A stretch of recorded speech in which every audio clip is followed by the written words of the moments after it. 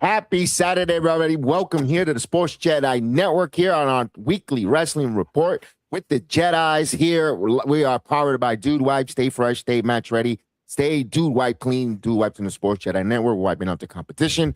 Fuel your stream, fuel your soul. Go to gfuelenergy.com. And we are sponsored by G Fuel. PGH Chris is your promo code and save 20% off. And Blackout Coffee. Stand up, wake up, never back down. Go to blackoutcoffee.com. Use my promo code SportsJedi20 and save. And our final, Devin and Lang, for undergarments and more. Go to devinland.com. Use our promo code Courtney O'Shea and save 20% off. Gentlemen, good afternoon to you guys. It's a nice week in professional wrestling. PGH Chris, buenas tardes. Puerto Rican, National Puerto Rican weekend. Yes, there we go. Dude, me and my dad were talking about if the Knicks win tonight, holy shit, because the parade's Sunday, right? So if the so it's going to be National Puerto Rican Day Parade. Yes, exactly. So New York's going to be turned. But happy Saturday, happy National Puerto Rican weekend to all of the Puerto Ricans. You guys know we are the Latino with wrestling voices. Shout out to everybody. Shout out to Hoss, Kev. Thanks for, being here on a Saturday. It's going to be a fun time. A lot more news, I feel like, than, wrestling, but we're here to talk about it. And I'm ready. I'm ready. And we're going to go right over to the man with the hard-hitting truth, the facts, the muscle, the enforcer of the Jedis, Hoss Knucklebrew. What's going on? What's going on, people? You know what it is. It's your weekly wellness check. Have you washed your ass today? Have you moved your body today? Have you made some money today? Please check those 3 things off of your list on Saturdays. Because, again, the Hoss is going to tell you, we're never not working. We're always doing something. Us and the Jedis, we're always doing something. So please, don't be up here being a stale person crying on the internet about Jey Uso winning a quarterfinal and being pissed off about the booking. Go make you some money today. Go wash your ass, and let's go lose some weight together. The Hoss loves you. He doesn't want you to be on the internet wasting your fingers away. Please go be the man that you need to be. Go be the woman that you need to be. Wash your ass today. Let's get it, guys. Absolutely. And then again, if you want to take Hoss's advice for game 5 tonight, Spurs are favorite 5.5 point at a minus 108, and the money line will be at a minus 192 Spurs, 216.5 points at a minus 110. So bet with your head nodded over your head, and that's a little bit of a public service there by the Hoss. He wants you to make some money on a Saturday night, and we give you the odds here from the Return of the Knicks podcast here on the Sports Jedi Network. We'll be on tonight. This is music to my fucking ears, baby. I love it. So let's go, guys. I want to talk about this here on a Saturday afternoon. Speaking about, we just gave you the betting lines and so forth, and just like Michael Jackson was famously in the chorus, what's with all these rumors? What's with all these rumors going on with the one and only CM Punk? CM Punk, I reported, and it's logic. The man is 47 years old, right? He came back from first of all that injury that he got sustained at the Royal Rumble, and then he's been working his ass off to the point where he was world champion. He wrestled that great match at WrestleMania, and he was going to take a break because this is what normally you do when a world champion, when you drop a world title, you take a little bit of a hiatus, couple weeks to refuel, retank. Where is he coming back storyline wise if he's not going to get his contracted rematch and all of?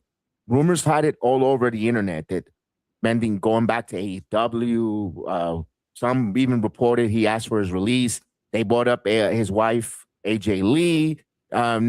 She's kind of done with the company, which you see her. She's still on the eternal roster. She's still part of the active roster. She sign a 2-year deal or a multi-year deal with the WWE, which it ties into our stuff. What was the point of making these rumors that he's going back to All Elite Wrestling? Is it because now that they're looking for a television contract? Everyone knows that Nick Piccolo has been on point speaking about the merger now is complete. That's finalized. And Piccolo says that All Elite Wrestling is no longer probably not going to be part of the Warner Brothers acquisition with Paramount. They might not be on TBS no more. They might not have a home, looking more like YouTube TV, and then the news comes out that they're starting to put some of the old AEW shows, episodes of Dynamite on Tubi. So there's a lot here to unpack here. Is that like, hey, don't look at this? Are they playing a 2-card Monty? I'm gonna go to Haas. Chris, I normally go to you first here. I'm gonna go to Haas in this moment because he's a little more, I want to ask you, Haas, your thoughts there. Are we playing the 3-card Monty? Pick a card, and you're switching things around here? They could just be fishing for ratings on both sides because this is the slow season for wrestling right now with AEW with the Forbidden Door concept, WWE, the after WrestleMania malaise. So it could be that.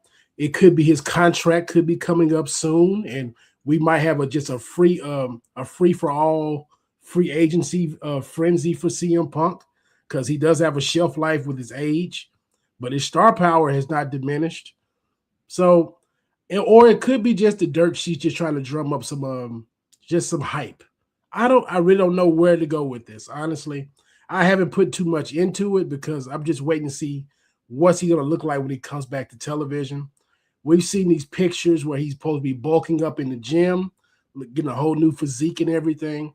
We've seen videos of AJ Lee. She was talking about her attempt on her life on a video about everything. And so a lot of things been going on from that family as of late. I really don't know what to read into it. So I'm just going to wait till he gets on TV and we'll go from there from my perspective. Fair enough. Chris, I want to give your thoughts there with that. Yeah, I agree. Look, he back in November 2024, according to Bleacher Report, he signed a deal that will expire in November this year. So it's none of that. But I did want to show you guys that information because I know a lot of people are saying, did his contract expire? Whatever. No, he signed until November of this year. Where did the AEW rumor come from? I have no idea, but it is ridiculous. Are we really? If you were there and you saw how this shit unfolded in real time, you really think CM Punk for God's sake, they have NDAs that are signed. There's all this legal stuff. Now, again, you're going to say the CM Punk and Triple H, Vince McMahon never going back to WWE. I understand that. But like Kev said, he is 47 years old. I don't believe that he's going anywhere else. This is it. If he doesn't want to re-sign in November of 2026, guess what? He's done with professional wrestling. He's not going to an AEW or anywhere else. I don't think that's the case. I think we're just going to see him on SmackDown. Guys, who is this? This guy was carrying Monday Night Raw, especially when they hit Netflix in the beginning of 2025. The rumor is he's going to go to SmackDown.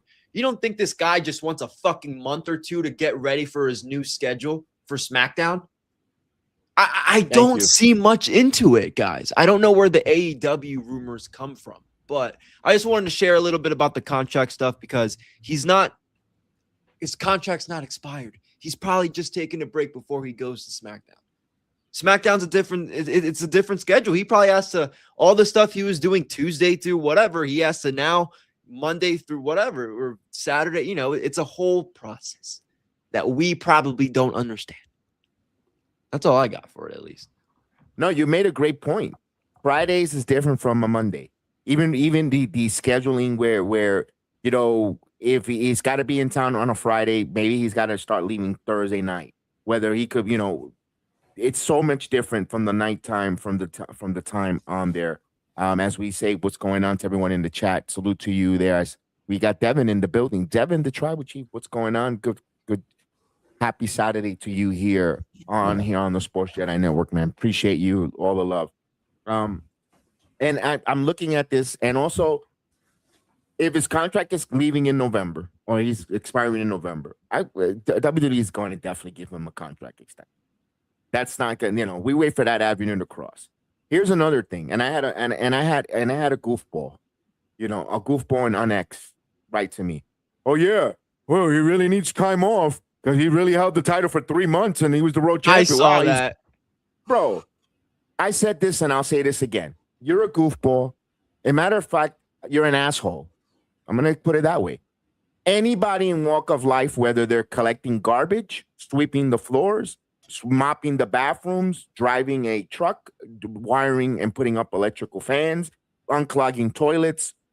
Everyone is entitled to a time off and vacation in the walk of life. Now, if you don't know what that is because you're too busy on internet with no work, I'm sorry. But the real world, anyone that does anything labor-wise, they deserve a time off. Even the Lord on the seventh day. So I don't know where you have your head up or what you're smoking. You're just being a contrarian. That's why I say you're an asshole for writing on X because about CM Punk wanting time off. Seriously. Because you don't know. You're asking these wrestlers, and not just CM Punk, these wrestlers to go wrestle all these nights, travel different part of the world, and because WWE's globally, sleep on different beds across the world where they're not the same, then get on a plane with different altitudes, with different contusions, bumps, bruises on all different elevations as the plane excels and all that on their health to entertain us so we could criticize them and bitch and complain, and I don't like it. And if he asks for 6 weeks off, down it, he earned it. Plain and simple. And that was a stupid comment that you put in on X. Plain and simple. You're an idiot. You're an asshole. Put it there, plain and simple. That's what I got to say with that. I agree. Oh yeah. I saw it. I saw it. It was dumb. And again, like, who is he going to defend it against besides the Finn Balor's and all? There was really nothing going on. He already had this feud with Seth. Like, these people aren't looking at it booking wise either. They're just looking at the stats, right? CM Punk has not defended, you gotta, why didn't he defend? That's a different story for another day. I'm not even going these wrestling line. fans, but these wrestling fans don't take none of that shit into consideration. No. Why did he defend that title only a handful amount of times? Because we're giving Liv Morgan some shit about it right now, and that she's in the Queen of the Ring, which still doesn't make sense. But let's be honest. Who the hell is she going to feud with right now? It's the same. It was the same thing for CM Punk in this situation. Go ahead, Hoss. And also, wrestling fans, they only think about title defenses, which is, again, these are just plot devices and plot things to keep the show going.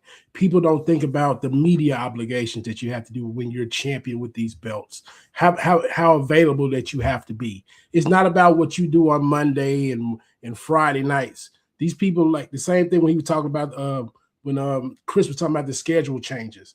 You have to do media, you have to do Netflix, you got to do ESPN. You have to be everywhere when you're representing this company. Like we always joke and say Cody Rhodes is QB1. He says that for a reason because he's every fucking where. It's not just for defending a title on Friday nights. You got to be doing Esquire magazine on Monday night. Then you got to go do a BET on Wednesday.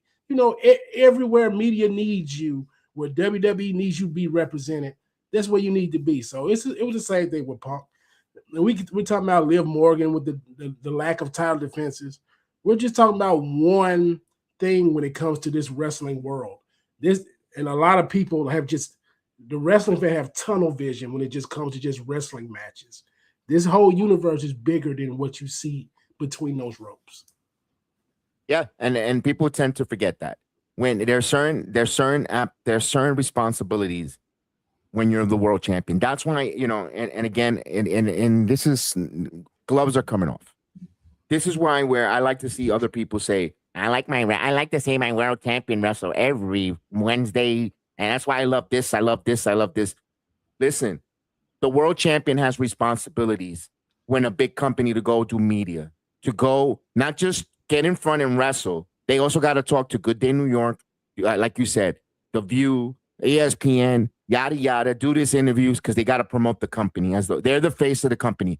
If you're a Good Day New York or Good Morning America, you don't want to talk to The Miz. No disrespect to The Miz. You want to talk to the current world champion in that company.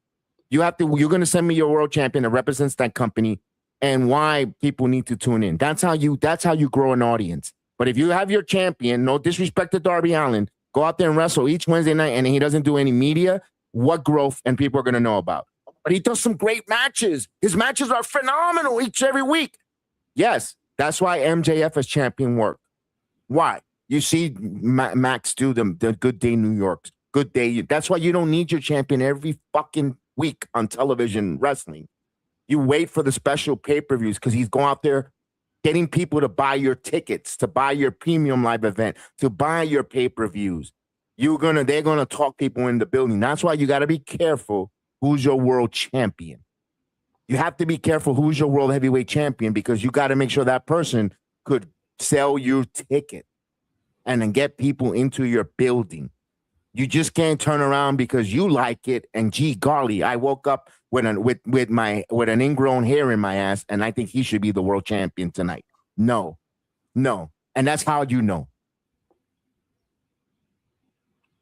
Hoss, do you on Wednesdays when we covered this show, and I tell you when MJF is going out there and cutting a promo on Mark Briscoe and says, you're not very marketable. Remember when he cut that promo on Mark Briscoe just a few weeks ago, or Tommaso, whoever it was, talking about, I'm more marketable than you, bud.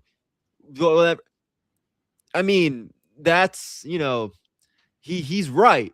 He is right. When I told you that I'm I'm paraphrasing, but it was something along the lines of, I am AEW when I am world champion. Like, Hoss, they know, even they're starting to know that. And because we talk about this on Wednesdays when MJF is literally, he's playing it out. He's saying it on TV. He knows it. Everybody knows it. And look, Kev, Hoss, the Darby Allin experiment, I'm not going to get too much about that. But my thing is, now I hope they learn.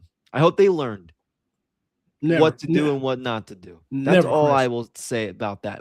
Never, Chris. They'll never learn. That's not how this goes. This isn't Wednesday. It's a Saturday. Let me get it. I got it. Let's go for it. Let's think about it differently. We're not freshly off the show anymore. Let's think about this a little bit. But I don't know. Hey, Elliot, you went to the Denver show in TNA. That was how was that? Shout out to Elliot. Shout out to Elliot. But the reason I say that we ain't gotta go back to that far. Think about the Jericho Ciampa discourse that we had. Well, the dialogue we had on Wednesday, when Jericho was roasting Ciampa, saying Tommy, he said Tommaso, we can't market that. Tommy's more marketable. He's right. We can't push Tommaso. People can't even say the damn name. We can't push that. It sounds like spaghetti sauce. We can't. Did you hear the crowd? Did you hear the crowd? Jericho did that so he could get the rouse of the crowd to call him Tommy. Exactly. And it worked. Because Jericho knows this business. He knows brain runs the wrestling world. You have to get into these people's heads. And you say this wild stuff that's really short and sweet. Hey, marketable. There it is. The man called him Evil Santa, whatever the hell he called him. It all worked. It worked. But yeah, that goes back to what we said when MJF said he was AEW. This is marketability. And the same thing with WWE. I know we're going to talk about it later. Everybody's shitting on Jey Uso for winning in the King of the Ring, and a lot of people think he's going to win King of the Ring. It's a reason for that. This was a trial run last year with him winning the Royal Rumble and winning the title. You thought they weren't going to do this again? People actually thought this was going to be a one-off. This man's a top 3 merch seller. He can talk. I know you say he gets blown up in the matches or whatever. It's not about all that. And I wish wrestling fans would realize that. It's about making some money out here. And you know what? All these companies know that the people that get mad on the internet, you're still going to spend your money. You're still going to buy this merch. You're still going to watch it on Mondays. You're going to watch it on Fridays. You're going to watch it on Wednesdays. You're going to watch it on Thursdays. Because wrestling fans, they are loyal to a fault. And that's crazy because people on the internet will tell you that wrestling is down, but the money is still up. That's what I got to go with that because it doesn't make any sense, but they're making all the sense. No, you're making good points. We're talking about certain people that were representing the company. Prior to that, you had Jon Moxley. Jon Moxley, I'm sorry, he's a crossover. When he was at Death Rider's storyline, a blue chunk. Let's be honest. Looking back at it, putting that title in the briefcase, yeah, it was terrible. But didn't people watch week after week for 9 full months to see if that story was going to definitely end? And they were invested. They were wanting to see, and they wanted to see who was going to be the Herculean person to win that and take that title. And it drew people in. That's why I was like, man. And they put and they live, and Tony Khan bend the knee to the internet people, the internet outrage. Oh, had to be Hangman. The Hangman didn't even finish hoisting the title up, and the AEW fans was already booking who Hangman was going to lose the title to immediately. That's not the way. That's not how this business is done. This is not the way it should be.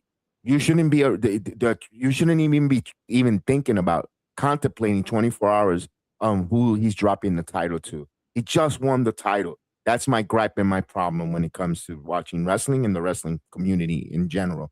There's a champion, and immediately before the champion even reached the back behind the curtain, you guys are already online booking who's the next champion, who's going to be the one to dethrone it. It's already happening with Will Ospreay. Will Ospreay hasn't even won the world title yet, and they're already booking winners and possible winners who's going to take the title off for Ospreay already. He hasn't even won it yet. MJF just won the title. The side plates are not even screwed in yet, and people are already booking the title already off. Why? Kev, I got to tell you this. There's a correlation between wrestling and intercourse, and follow me on this one. Wrestling fans like long matches. What do people talk about when they talk about intercourse? Well, we don't have to go that far, but you know what I'm talking about. Lasting a long time. Yes, talk about length. And people love instant gratification. What comes from intercourse? Instant gratification. You may have the post-nut clarity coming after it. You're like, oh my God, what did I just do? Who was I with? Why did I get here? That's where wrestling is. And a lot of people don't see it that way, but they should. That may be because a lot of people are not they're not doing what I'm talking about, but that's a whole different discussion. But but yes, the people here, they have been conditioned to consume wrestling a certain way, and it's not the proper way to do it. And that's why we get on the internet and we talk about this medium so much, because this ain't it. And I want it to be it. I say it almost every week. We used to have wrestling where people were watching for 6 million. We were competing against Monday Night Football. It was cool. Wrestling is not cool to the everyman anymore. We can question who watches wrestling on a weekly basis. I would question to say that we're all tradesmen here, right? We're in the trades. Yes. How often do your coworkers talk about wrestling, if any? Right, it's true. The everyman used to watch wrestling back in 1998. The everyman. Now we could question and see what kind of men watch wrestling today, and as a majority. And I'm not here to single people out. I'm just here to tell the truth about the fandom today. It's politically correct, softer people, we're less controversial. And that's why the marketability has gone down in wrestling, because we're trying to cater to children and soft grown men. Soul boys. And the women that do watch this medium, they're tougher than a lot of the men that we even meet that watch this. So key. We can not be having the wrong people representing whatever company that we're talking about at a given time. No, that is well said, Haas. Very well said. Speaking the hard hitting truth on Haas. What a well said segment there. That was great. I can't wait to clip it and make that into a short. That was great. Hopefully, I didn't freeze. Hopefully, I didn't freeze. Hopefully, you guys can hear me. I just heard a little bit. I hear you. All right, a little bit of a delay there, but all in all, well said there, Haas. With that, we're going to go back to marketability. Okay, I couldn't hear you. No, I froze. Maybe. Hey, Chris. Okay, yes. Hey, Chris, you there? Yes. James, you're right. Well, most of the women's matches do be better than men's matches these days, and that says a lot about the talent that we have out there these days. I agree, brother. I agree. Yeah, speaking of the marketability, here's something that I wanted to talk about this marketability with when we were here, and it's about the contract. We talked about CM Punk. We talked about the champions. We all know now that the All Elite Wrestling is going into Tubi. Mm-hmm. There now, how big and important is this in your eyes, Chris? Or is just a nothing like a fart in the wind? I don't know right now because right now it's kind of tough to tell. Um, I mean, it's definitely a sign, but I don't know. I'll be honest because they're still on Warner Brothers for this very moment. So until they're off Warner Brothers and Tubi's, or unless something else gets named, I don't know. I'll be totally honest. I mean, my AEW, that's also a thing that is a little bit of alarming too. So the signs could maybe be there that something's not right, but I truly don't know. I'll be honest. Yeah, Haas, I look at it this way. It's like you when you're preparing, you have a 401k plan, an IRA savings account, and you still have a savings and a checking account. He's just preparing for bad economic times, going into another platform like Tubi, possibly my AEW app and YouTube, but he's keeping his doors open of different distributions. That's the way I look at it. You got to start somewhere. Right now, we're right now, like we talk about us, for example. We could be a small pebble, but we want a pebble to be a very forceful to knock down the Goliaths. This is AEW trying to go on a different small platform like a Tubi, because you never know, in a couple of years, Tubi just turns out to be the next YouTube or the next big thing. But he was already there. It's your thoughts on that? I feel Tony Khan's trying to expand the base if he can, because with Tubi, the writing's on the wall with Tubi. Tubi is a very popular app. Tubi's going to get to a point where it's not going to be free anymore. It's going to get to an exclusive price point. Maybe not now, but maybe a year or two from now, but it's coming because it's capitalism. That's how this works. So they're trying to expand AEW, the tentacles, as far as they can, because like you said, the writing is on the wall. They're gonna go elsewhere. Tubi already has it Evolve on Tubi. If I'm correct, is it LFG or is it Evolve? Which one is on Tubi? Evolve. Okay, Evolve's already over there. So there's a staple for wrestling over there, and there's some overlap with wrestling fans. AEW fans watch WWE. WWE fans watch some watch AEW. I'm not gonna say a lot, but there is overlap there. So Tony Khan is just like, okay, we're gonna move our catalog around. We're gonna see if we can get some new eyes on the product. Just we're gonna throw some bait out there. Let's just see what grabs us. So I see it working. It might be minuscule. It may not be that big, but if they can get 5,000, 10,000 new eyes on the product and book for those people, not just for the sickos that are gonna be there every week, please book for some new people. But if they were to do that, get a real plan and execute it, something could come from it. So, but this is something that can be monitored. It does need to be monitored. I don't find it. I don't see it as a negative. Some people are calling victory laps for them going on Tubi. I just, like you said, it's a positive new platform for them. Whether it's small, that's okay. If they really have a strong fan base and people really are going to get behind it, they're going to be part of the grassroots for making it grow like a penny stock. And if they're there doing their thing and growing, great. You know what? That's going to and you're going to associate Tubi with wrestling and Evolve as well as Dynamite. Good job. I don't see nothing wrong. I don't find it as a negative. Everyone has to start somewhere, whether in an app. That's big.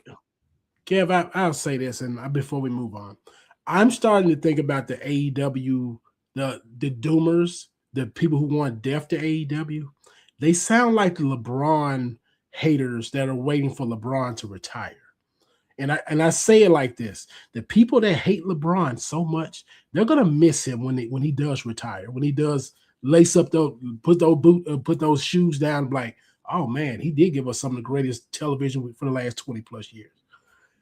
AEW Doomers, they're gonna be the same way, because if you can dislike AEW all you want, they are making WWE pivot on things. They are making WWE do some different things creatively. If you sit up there and hate that other company, God help you. But they are helping the product that you do watch. They are doing that.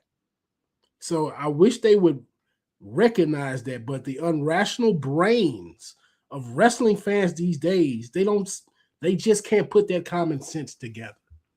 And I start to tune that stuff out.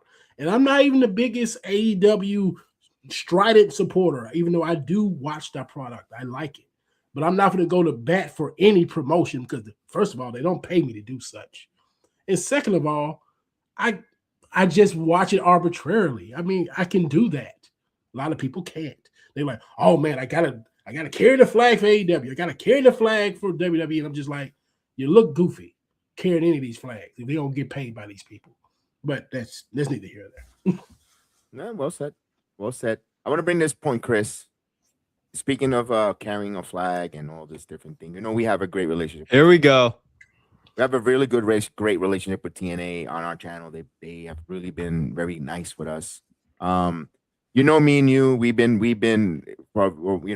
listening, and we listen to Busted Open a lot, and we hear the online critiques of what's going on in TNA, whether the bad booking, wrestlers asking for their releases, getting it granted without no strife, no issues. Everything seems like it. You ask for a release, you're not happy, they're not going to hold you back. They're going to let you go. You know what? Okay, fine. We're going to move on. Point taken on yesterday. Friday is supposed to be four counts anyway. I'm not telling anyone how to do their show with Busted Open. We finally get the hosts, Bully Ray and Bob and LaGreca, finally going to talk about TNA and all what's going on, because he put a pin on it on Tuesday with the Macklin release and asking to be removed, and Marlon Grace, where the internet is losing their brains and they're going crazy. We're finally going to have a talk about TNA, and then we get Natty Neihart interrupt the flow of the conversation where they're going to get into the nuts and bolts to talk about a match where she's going to lose to Jada Parker, because let's face it, this Natty character isn't going anywhere. And I was so angry because they talked from the side of their mouths how they're going to cover TNA weekly, and they didn't get to it, Chris. Let's talk about the Steve Macklin stuff, and I am so bothered with them.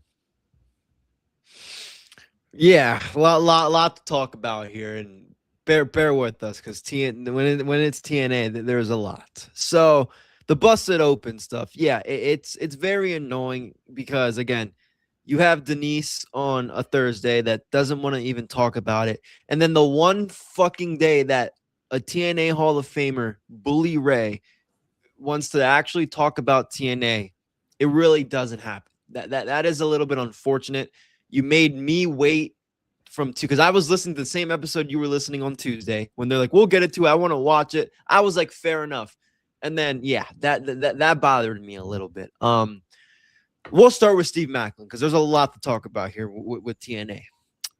Steve Macklin, you guys need to understand that this guy has, when we talk about waving the flags, we just got done talking waving the flags. Nobody has waved the Impact / TNA flag in the last, I don't even remember how long, is him, Eddie Edwards, and Moose. Those are my big three from that Impact era. Eddie Edwards, Moose, and that are still, let's say, still with the company, because there's others. Yes. Yep. What else is he going to do? I mean, there were reports, again, the one thing I do agree with Dave and Busted Open, even though sometimes they can pick and choose, is I don't believe or like to listen too much on the rumors, especially on the sources, given who the sources could be. But there are rumors and reports that he was maybe unhappy, Kev, maybe when they got to AMC, maybe a little bit before that, because we talked about this, and you guys can go look it up. Me and Kev were right next to each other in person talking about Steve Maclin and the international title at last year's Slammiversary. And we talked about in that segment, what's he going to do after this international title run? When he eventually gets away from this, what's Steve Maclin going to do? Bam. The whole Santana thing was fine. A freak accident happened. And that's how we're going to remember Steve Maclin's last run in TNA. Him being fired from Feast or Fired, them trying to make sense out of it, and then a freak accident, which it was no one's fault at the end of the day. It is unfortunate because I don't think Maclin wanted to go out like that. I don't think he should have gone out like that. But what's he going to do? I did not see, he wasn't going to win the world title because at that time, the world title scene was Santana. We knew Santana was going to win it and eventually carry it for a while. But what we knew, Nick Nemeth, maybe a Moose here and there. I didn't really think Steve Maclin was going to be involved in that main event scene. And he knew it too. So the fake outrage of him leaving is, yes, it is a excuse me, it is a big loss for TNA Wrestling in terms of he's a fan favorite. He knows that company in and out, and he's probably well liked in the locker room, all that stuff. Kev has interviewed him on the channel. I think maybe he knew that creative, which sucks because I think he's fucking awesome. He's awesome. Steve Maclin is a great professional wrestler. I just don't think TNA creative saw him as anything more than that. And he wanted to go do his own thing. And look, he's going to be happy doing his own thing with his wife. Maybe he even goes to Ring of Honor or an AEW. If he does that, guys, it's strictly to be with Deanna. I'm going to tell you guys that right now. You know how he has not been around her for how long? Deanna's always on the road doing God knows what because she's never really on TV. Maybe this is time like, let's double our income with this guy. I'll do a few Ring of Honor matches. She's still the Ring of Honor champion. Done. It's unfortunate, guys, but that's how I see it. And what's next for Steve Maclin? I think he's just going to focus on doing what he wants to do. Pay to appear deals. Yes. He's got a big matchup coming up in Summer Smash for Boca Raton Wrestling. He's the current heavyweight champion. He will be on the Sports Jedi Network. The Famous podcast will have an interview with him this Thursday here at 6:00. He going to have a conversation with K. Famous Davis on the Famous Davis show. But he's advertised that again. This is what I'm going by from K. Who gave me the information. He put that on X, so he posted it up there. We will see at 6:00 Thursday Steve Maclin on the Sports Jedi Network on the Famous Davis podcast with him this upcoming Thursday. So I had the privilege and honor to speak with him when he was part of the TNA brand. And for Steve Maclin, to me, he wrestled last night in Wrestling Revolver. He said, "You know what? I told the cuck I was going to quit."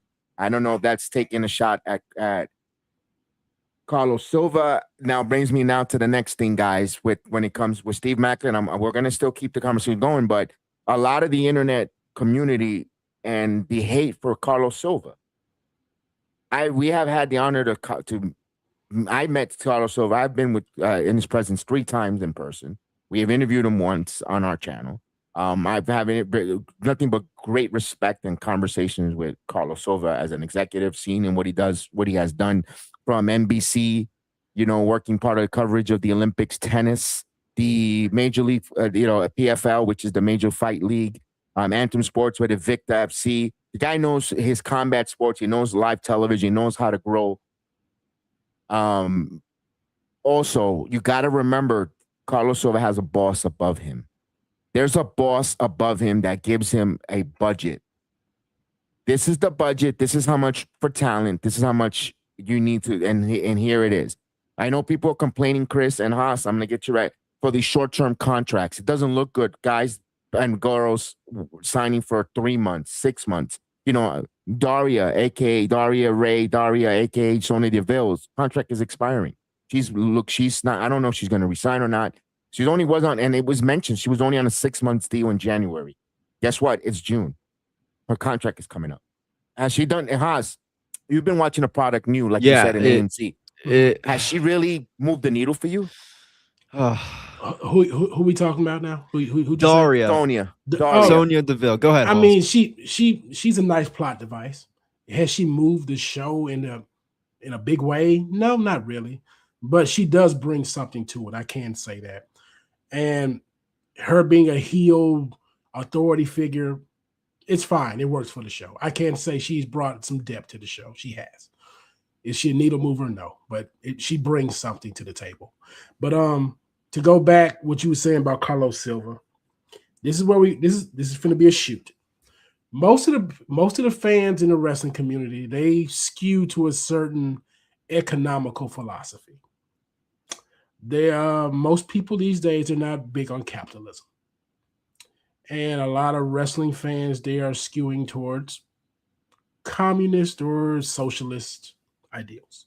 I'm just don't kill the messenger. It's a fact. That's truth. I'm 100% behind you on that. So when you talk about people like Carlos Silva and people in his shoes, same thing with Ari Emanuel, with the whole Pat McAfee fiasco. People don't like suits. They just want their products. They don't like management. So, but you don't have your products without management. Wrestling fans and people, they act like they don't understand that. And some probably don't. But if you're going to sit up here and criticize people for signing short-term deals, just bring it back to real life. Me, myself, I live in what they call an at-will state. I don't sign long-term contracts for jobs. They can let me go whenever or however for cause. Mm-hmm. I could be there for months. I could be there for years. I don't sign multi-contracts my whole life if I wanted to work at this one job. A lot of people need to understand that. Like, just because you hear these things from dirt sheets and from news outlets, don't let this stuff influence you just saying, oh man, business is bad because they didn't bring back your favorite wrestler. They didn't bring back someone that you liked. You don't know the direction of said company. Me, I could just hypothesize on what I think TNA is doing. I think TNA is going with the youth movement. I believe they're going to keep a few veterans. A lot of other guys going to be shown the door. They're going to start pushing guys like Leon Slater. They're going to, before he thinks about leaving, they're going to start pushing guys like Ricky Sosa.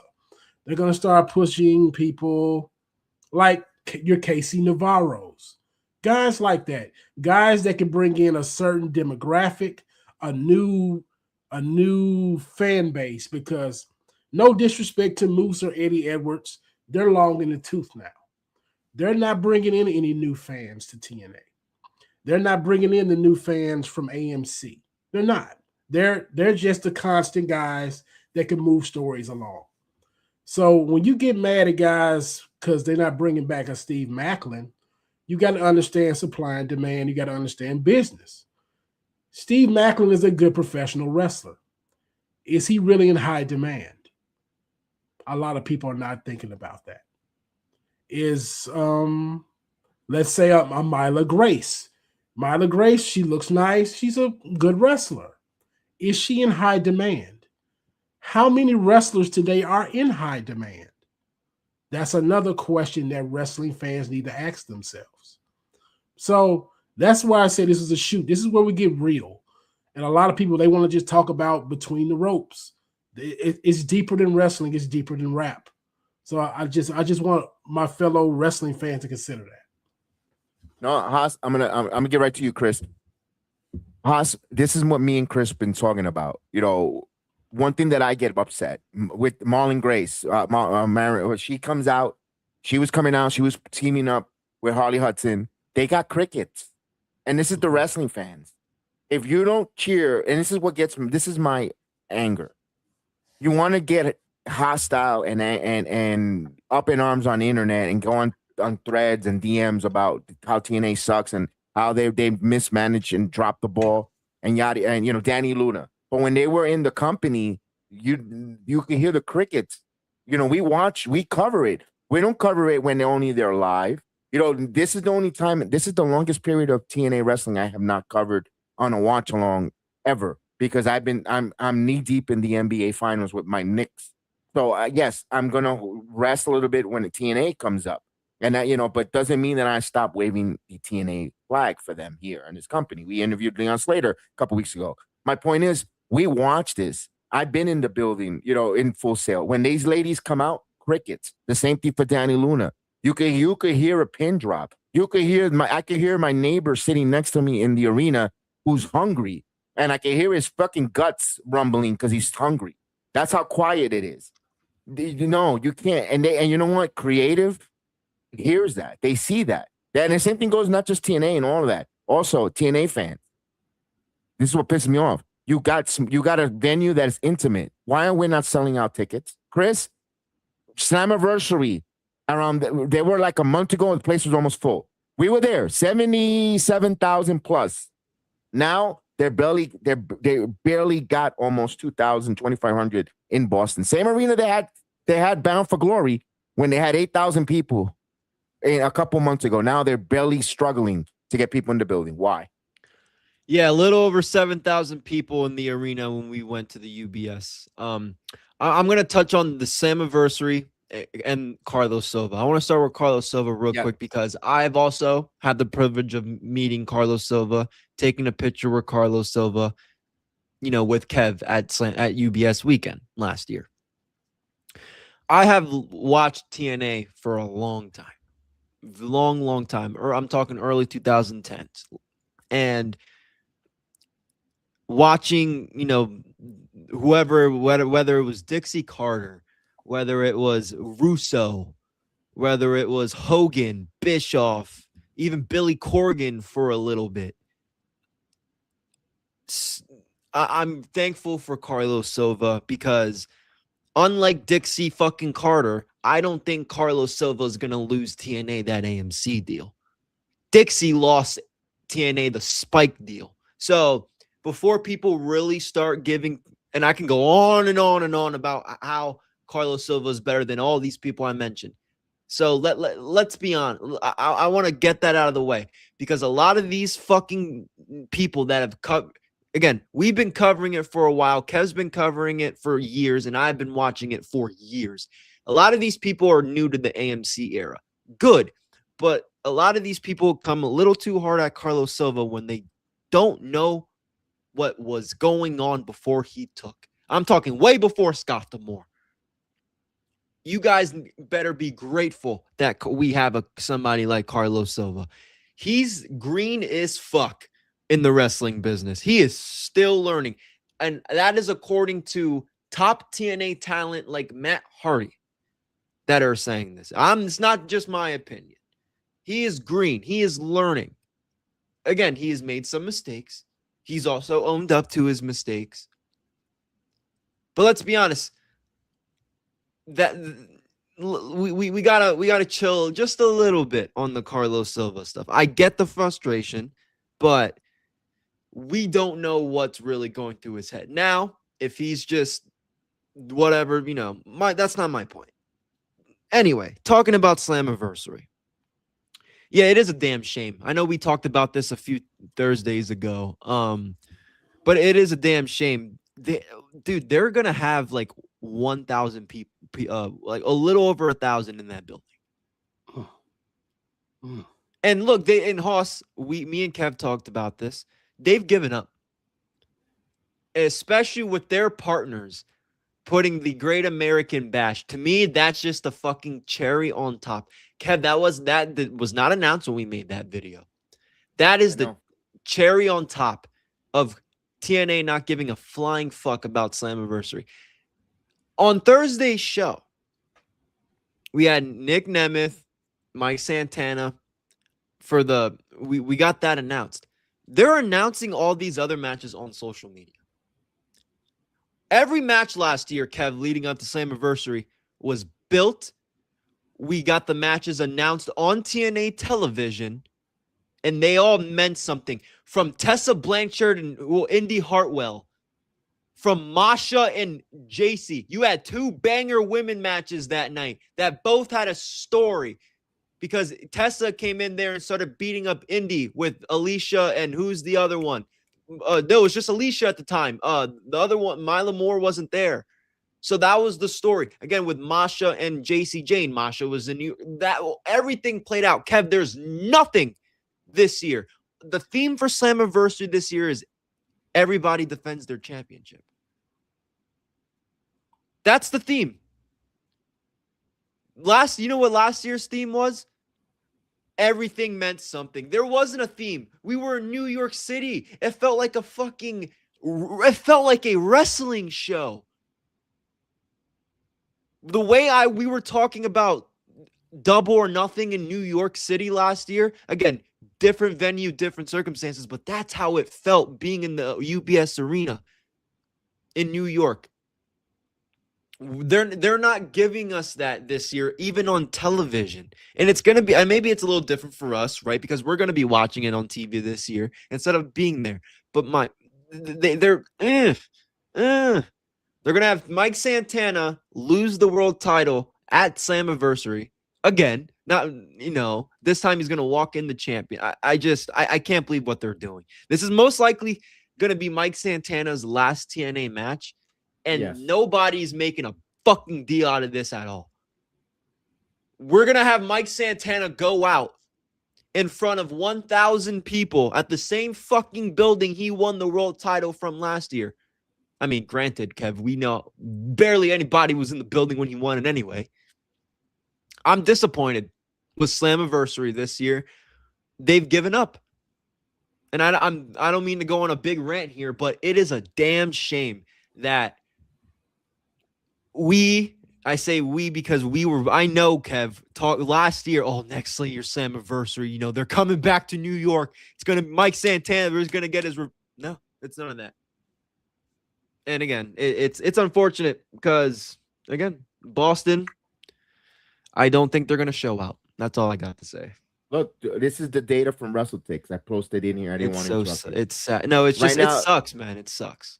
Right now, they distribute 1,336 tickets. They set up for 35 in the same arena, ladies and gentlemen, that they had almost 8,000 people. They're going to set up for 3,500, and they're not even half of the building sold out.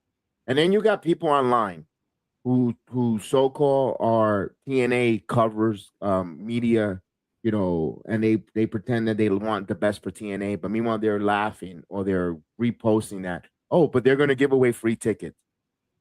Are you these persons confuse the living crap out of me? Are you pro TNA? Are you covering them? Or are you there to shit on them? Mike Gilbert's one of those. Gerald's one of those.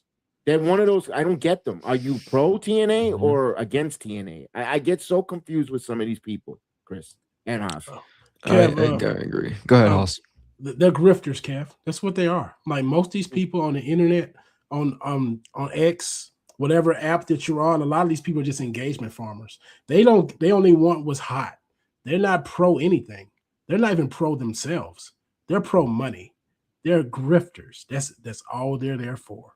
Like if TNA is hot, they're pro TNA. If AEW is hot, they're pro AEW. Hell, if MLW pops 1 million people on YouTube, do you know what they're going to be covering? They're going to be covering MLW. These people are grifters. Just like the political class is full of grifters and influencers, the wrestling are just the same.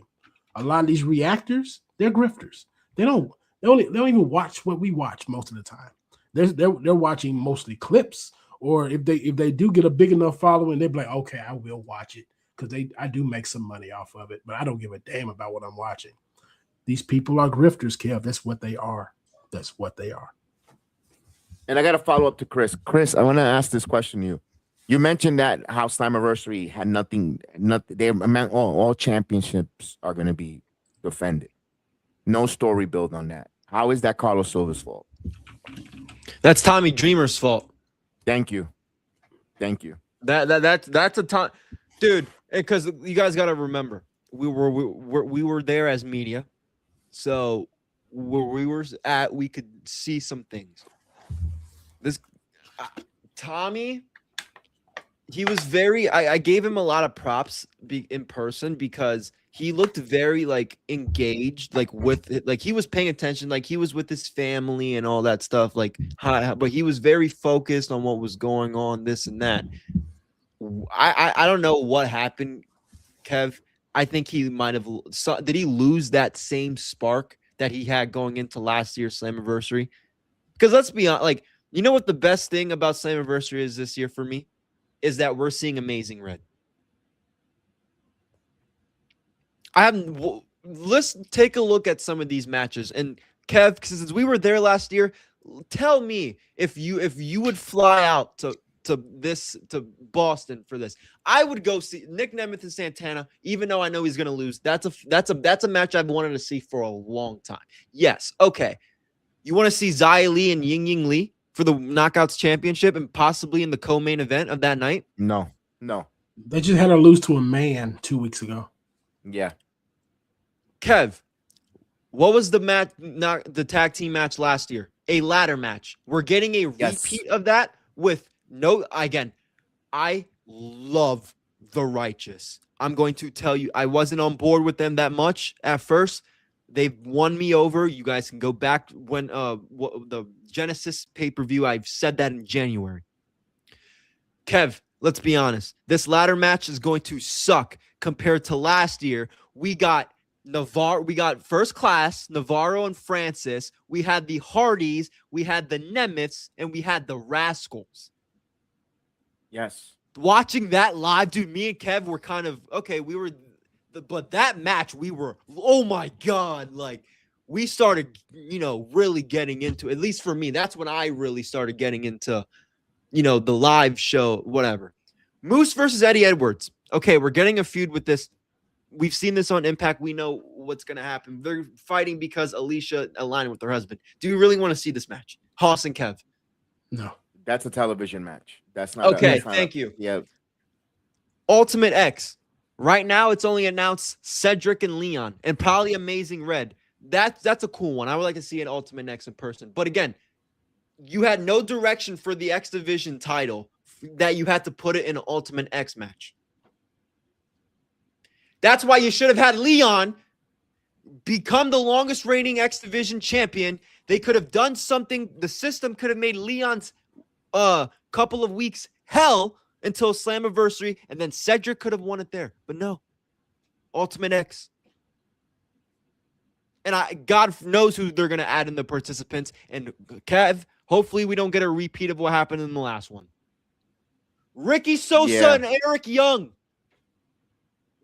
I'm not flying to Boston to go see that shit. No matter how cool his song is. Yeah. Again, I can watch it on YouTube. Shout out to the Elegance brand. I'm not flying out to go see a tag team match between them and Roseberry and the Bunny. No. The Rabbit. No. What is this? We had a better knockouts tag team match last year in the pre-show with the Elegance brand and who was it? The Iconics? Yeah. The Inspiration? That match was better than this. What Kev Hoss? I know, Kev, I know me and you were in there last year and we're comparing it, but I want to ask Hoss, like, what does this card really get you? Because I know you said you started watching during the AMC era. I know you've been into it the last, all year. This is their biggest pay-per-view of the year. As somebody who's a relatively newer TNA watcher consistently, are you excited for this fucking card that they're, I'll show you mine right here too. This is the greatest memory. There we go. Me and Chris. We got it, Chris. We got our memory. Mine right here. Hell yeah. I got mine right here next to the Santana magazine. Come on now. This card is okay. In retail when they says the customer is always right. That old I know everybody's heard it. This is what happens when you let wrestling fans influence your ideas. The wrestling fans, I say it every week, they don't know what the fuck they want. In the words of our POTUS a few months ago, when he was talking about an issue on the tarmac, he said they don't know what the fuck they're doing. Wrestling fans don't know what the fuck they're doing. TNA don't know what the fuck they're doing. And this is why you hear LOL TNA on X, because of stuff like this. And it's uninspired. It's very uninspired because I hate random matches. I'm sick of it. And that's promotionals across the board. If you want me to watch your wrestling show, you need to give me some backstory, and I need a good build. I call me spoiled. I come from a wrestling fandom from years ago when they had month-long, year-long builds. In the words of people that make TV shows, long-term booking. Yeah, that's where we come from. And today's stuff is just, it goes back to what I was talking about, instant gratification. I am sick of people, of our wrestling fans, masturbating to matches. I'm sick of it. That's all we're getting. We're getting, oh man, great suplex, great 450 splash. Oh man, a table. Oh, barbed wire, spear through the barricade. There's no depth to any of these moves. That's all we're seeing. I'm sick of seeing the same exploits in every match. And this TNA card, it shows you that. And this is coming up to be a ho-hum pay-per-view. And you're gonna ask people to pay $40, $50 for this. And the ticket, we just showed you the data below, and we had it up there. The tickets they're not flying like hotcakes. They're not. And a lot of people, I know wrestling fans about, I don't care if there's one fan in the stadium. It doesn't matter. I love wrestling. Fine, that's good for you. We need people reacting. We need people acting appropriately. And if you enjoy it at home, good for you. But if people are not reacting the way as they should, are we getting crickets for certain people? That's a problem. So yes, I'm not going into this with great expectations. Shout out to Charles Dickens. Not great expectations for this pay-per-view, but I'm gonna see it out, and we'll see where it goes. But the card is very uninspired. No, the card is uninspiring. Second, the build has been, nothing. It's not there. And I agree with, and this is the part that I get mad with when I was talking about the busted open when Natalia interrupting them talking about TNA. It's like it felt like LaGreca called her and said and text her, call now, because I guess he didn't want to. He doesn't want to touch until tippy toe the line because he doesn't want to seem like the guy who's gonna piss people off. But Bully Ray was making some good points. He was saying that TNA is hurting not going live week to week. And it's so true. You can't do any storytelling week to week because you're recording for 3 weeks in advance to a month. And how? It doesn't make any sense. There was no closure of Steve Macklin leaving the company. He lost to Mike Santana, and the last thing you're gonna have him is calling Carlos Silver a sit down cuck. And that's it. That's all. No closure, no story progression. There is nothing there. They have to try to go live. Now that's something you want to put on Carlos Silver's lap. Great. You should. He's the one that makes those kind of decisions if they go live or not, the arenas. But fans are not buying the tickets either. So I can see, damn if you do, damn if you don't, guys. Because if they go weekly and people are not buying these arenas, they can't afford to go losing money either, to bleed out losing money on venues. They're not Tony Khan, where he don't mind losing a $500,000 here or a million, $1.5 million there. TNA, they got to make a profit or break even 90% of the times. They can't. That rare 10% loss really hurts them in the long run, guys. You got to understand that. Oh, I agree with you completely. That's why I was talking about. I believe a philosophy change has to happen. Like they need to really book these young stars best they can. Like I know weeks ago, well, even before I even got on the show, y'all were what's the best way I could put it? Critical of BDE. Let's be nice on that one. Critical of him, but you have to use guys like him. You have to. Because they're the ones that will get people to come buy tickets.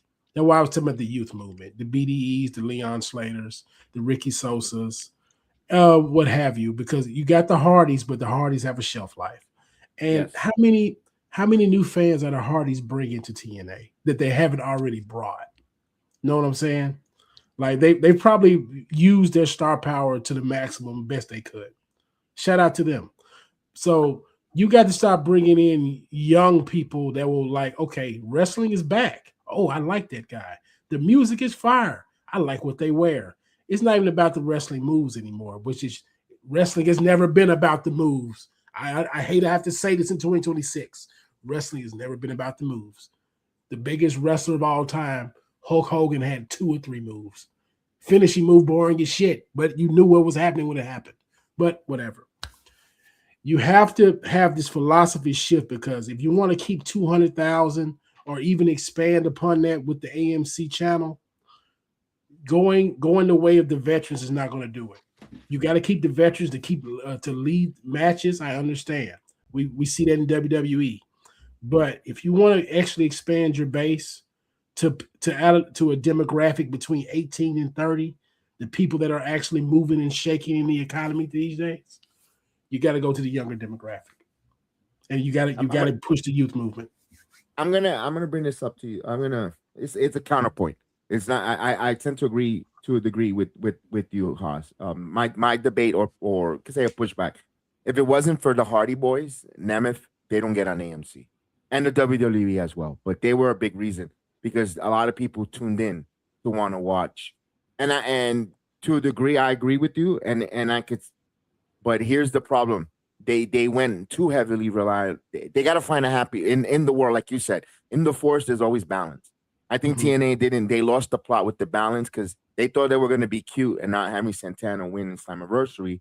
Oh, they'll tune in on Bound for Glory because we're going to have Hardys. We're going to have the nostalgia Hardy and the 3D, Team 3D. And they'll tune in for that. And then we'll crown Mike Santana and Offer Running. Boy, were they wrong, Chris. That logic fucked Mike Santana. Let's be honest. Like, let's be honest, because we are going to get to Mike Santana, because, whoa, boy, was he the fucking talk of the town this week. Yes. Kev, last year, when we saw Bully Ray come out there at Slammiversary, and they announced this match for Bound for Glory, I thought to myself, if Santana loses, I hope he wins the title before, because I thought that was going to main event Bound for Glory. What did he say? I told Mike Santana and Trick Williams that I wanted to give them the main event spot. Yeah. Because I wanted Mike Santana to get his moment. Do you want it, Kev? Do you believe that? No. You're gonna, but I will give Bull. Again, we weren't there, and we didn't do. You did the watch long, but I watched it on my own, and I will say this: it looked like on TV, people left after that match. Yes, because they knew Santana was gonna win. Because if you follow TNA, he's not gonna lose twice. If he would have lost twice, I would have stopped watching it altogether. I'll be honest, but at least for like a good month. But I mean, it sucks. It sucks. And then, oh my God, we could go off all day about he actually wins the title at Bound for Glory and loses it in a month after not defending it. Oh my God, yeah. His first defense, he lost it in 30 seconds or whatever when he got cashed. Ridiculous, guys. Second. Yeah. Technically, he beat Ryan yeah, Nemeth. True. He beat Ryan Nemeth before. That's right. The turkey. But let's talk. I do want to talk about Santana, because he's the talk of the town. He's the talk of the town. You know, where's he going? You know, TNA screwed when he and Leon leave. It's no secret he's going to WWE. I know a lot of people are AEW this, AEW that. Guy, Santana will never go back to AEW. And if he were to take the money, yeah, his booking would take a massive dip, in my opinion. Now, in WWE, I hope he would start off in NXT. I hope he would be the face of NXT for a good year and a half. Here's my reason. I do not know what they're going to do with him on the main roster. I have ideas, but let's think about their, like Haas likes to tell me on Wednesdays, AEW logic. Let's think about WWE creative logic for a second. Where are they really going to throw this guy right now? Nowhere. They know what they want in that. The Monday Night Raw has a solid mid-card division with what? Ethan Page, Javon, Penta, Rusev, and a couple other guys maybe you can mix in there. SmackDown, you know, they're getting there maybe with like, I don't know, a Carmelo Hayes, Ricky Saints, right? So Trick Williams, yeah. Trick Williams. So I don't think right now Santana fits one of those brands. Keep him in NXT as your main guy for a year, and then because Kev, no question, I want to see him versus Priest. Him versus anybody. I think him and Dominic would be a hell of a match. Dominic Mysterio. So there are a few guys up there I want to see him go against, but it's good. Kev Haas is obviously going to be a huge loss for TNA. Let's be honest, even as the uber Mike Santana fans that me and Kev are. We can't gatekeep the guy forever. There are bigger and better things, in all honesty, in this profession and where he's at. He's done what he was destined to do, and that's win the championship in the company that he basically made his name in. That's what I want to see from Santana. A year-long NXT title run, and then we'll see what happens from there. Okay. Here's my thing. Mike Santana is going to SmackDown. Here's the reason why. And I was saying this yesterday on the watch along. I love Mike Santana. You know, he's my favorite. My guy, our guy, our favorite, our champion. I don't see Mike is ready to move out of the Bronx yet with his daughter. You know, for a personal reason. I could tell you off air. I think Mike is keeping his daughter in New York City. His family, personally, I can't tell Mike what to do. You know, personally, my like for me, I moved to give a better life for Anthony and Austin, for my son, out of New York City. I didn't want him to be there. And I lived in the projects. I bought a home here in Orlando, Florida. I'm not saying, you know, I'm not saying Mike doesn't want to. I think Mike wants to stay there for the education of his daughter. I don't think he want to uproot. If he goes to NXT, he has to live in Orlando. He has to move to Orlando and live in Florida, where now he has to, because they do tapings on Tuesdays, but they do the circuit up and down the Florida coast on the weekends. Plus, they do the working with promos, television, etc. in the PC. Remember, Mike Santana turned down a TNA contract and went to an NXT contract to go to TNA last time around as a free agent.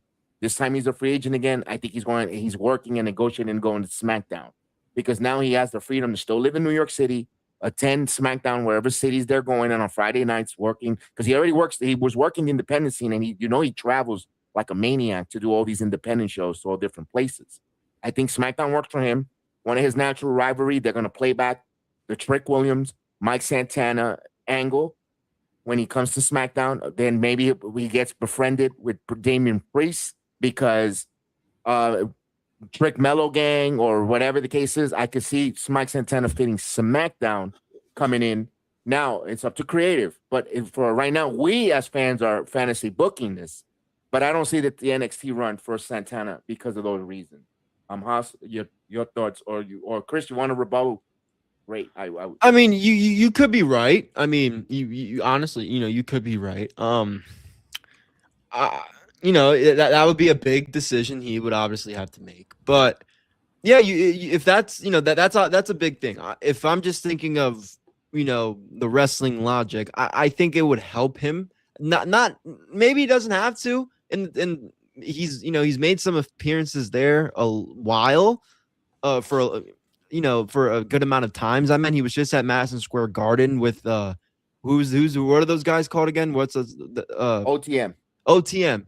He got a well-received ovation. That's why I think, you know, he could help if NXT wants to tour a little bit. Yes, he could definitely help with that, and I think it could help him too, because, you know, I know he's been on NXT a few times, but maybe him being in 6 months and actually do something with him. Maybe not. I don't know. For some reason, I think maybe for a lot of people that aren't really used to work, because as a fan looking at it on TV, it is clear as shit. And again, we watch all different promotions that they have a specific way of wanting you to do things. Yeah. So if he could get over in their way, doing the shit that they want him to do in the PC, I think that can set him up for a better run on the main roster. So either way, I don't mind if he goes to SmackDown either way. I'm cool with that. But I think if you give him at least 6 months minimum. It doesn't have to be a year. 6 months. I think he'll do good on the main roster. He can go in and take the title from Trick if no one else really wants to. And they can relive that for who knows. Maybe if Damian Priest is the United States champion, who knows? I think if you can also get some, because a lot of these, we talked about this too, Hoss, before, you kind of joined us, right? Where it was like, I had a problem with NXT, like the Blair Davenport situation, for example. Not that she was any good or anything like that. But when NXT or WWE brings up a lot of these NXT guys, me and Kev had this thing where it's like, are you going to have something for them to do? Because why did they have to leave NXT thriving and actually helping themselves in NXT to go sit in catering on the main roster? Hoss, I don't want that for Santana. Coming over from TNA, sitting in catering on the main roster, getting lost in the sauce. Does that make sense on why I think NXT could help him before he transitions over to a SmackDown? I agree with you. NXT would probably be the best move if he wanted to go straight to WWE because I say it a lot. I don't trust creative, especially with newer guys. It's hard because they clearly have shown you that they're going the way of their warehouse.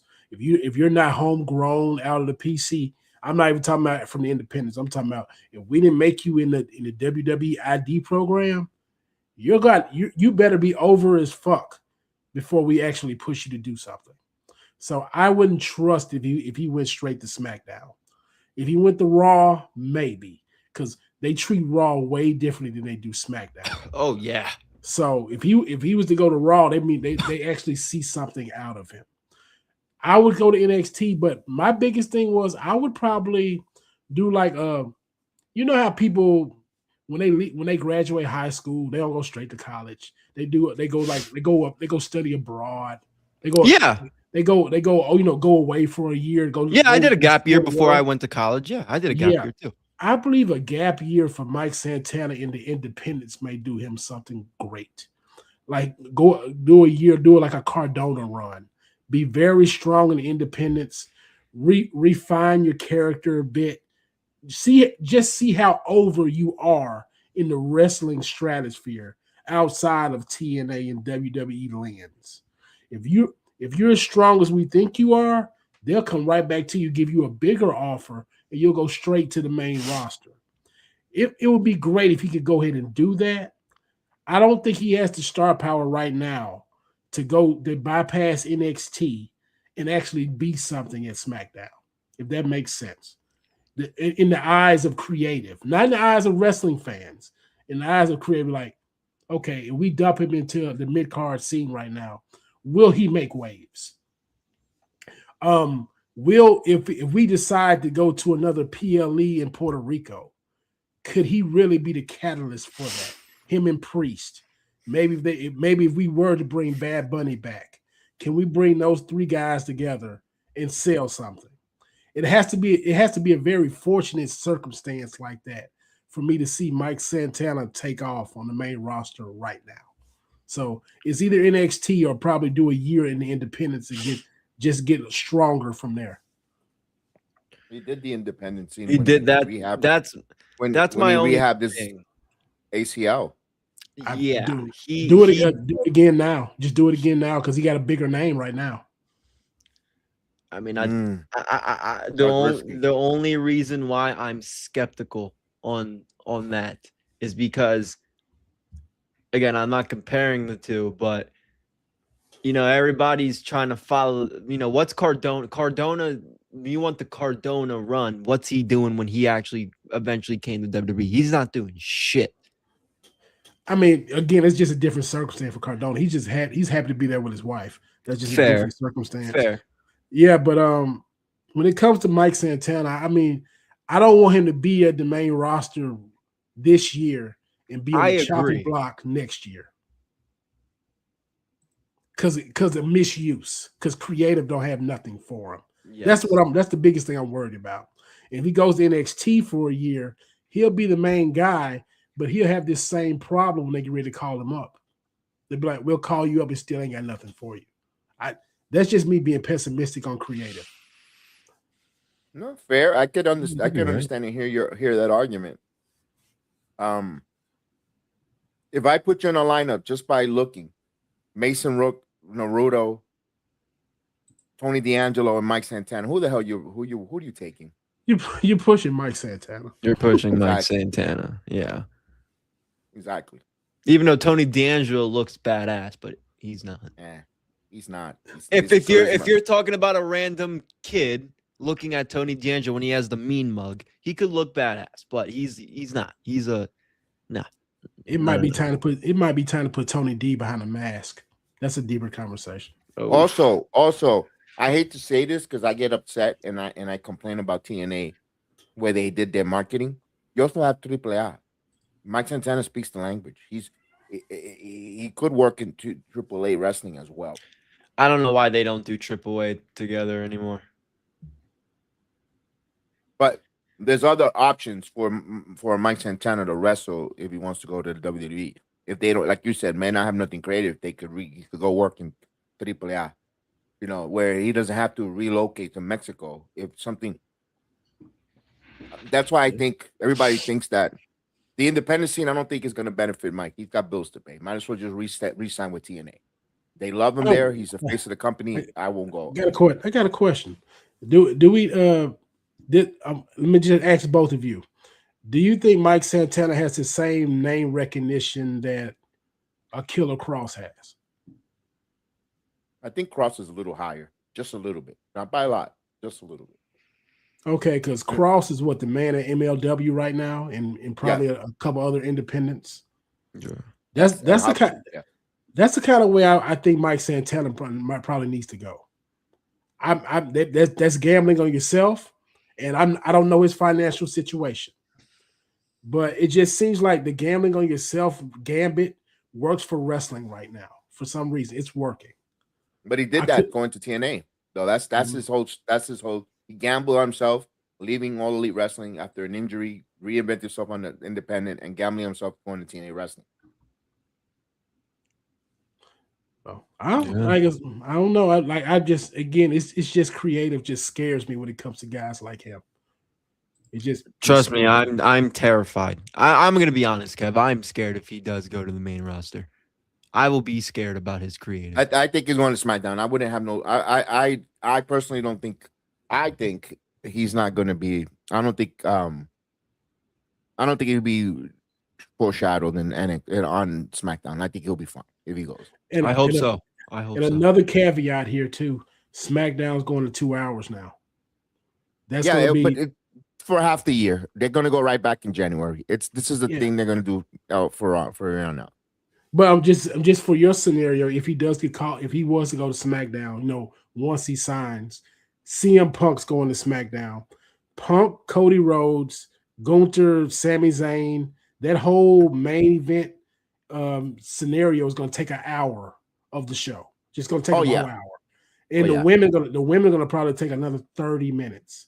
The mid card is going to be left to the U.S. Open, maybe a U.S. Open challenge, and maybe in the MFT segment. That show's gonna go by so fast. A lot of guys will get lost in the shuffle. Like we still talking about where's Ilya Dragunov.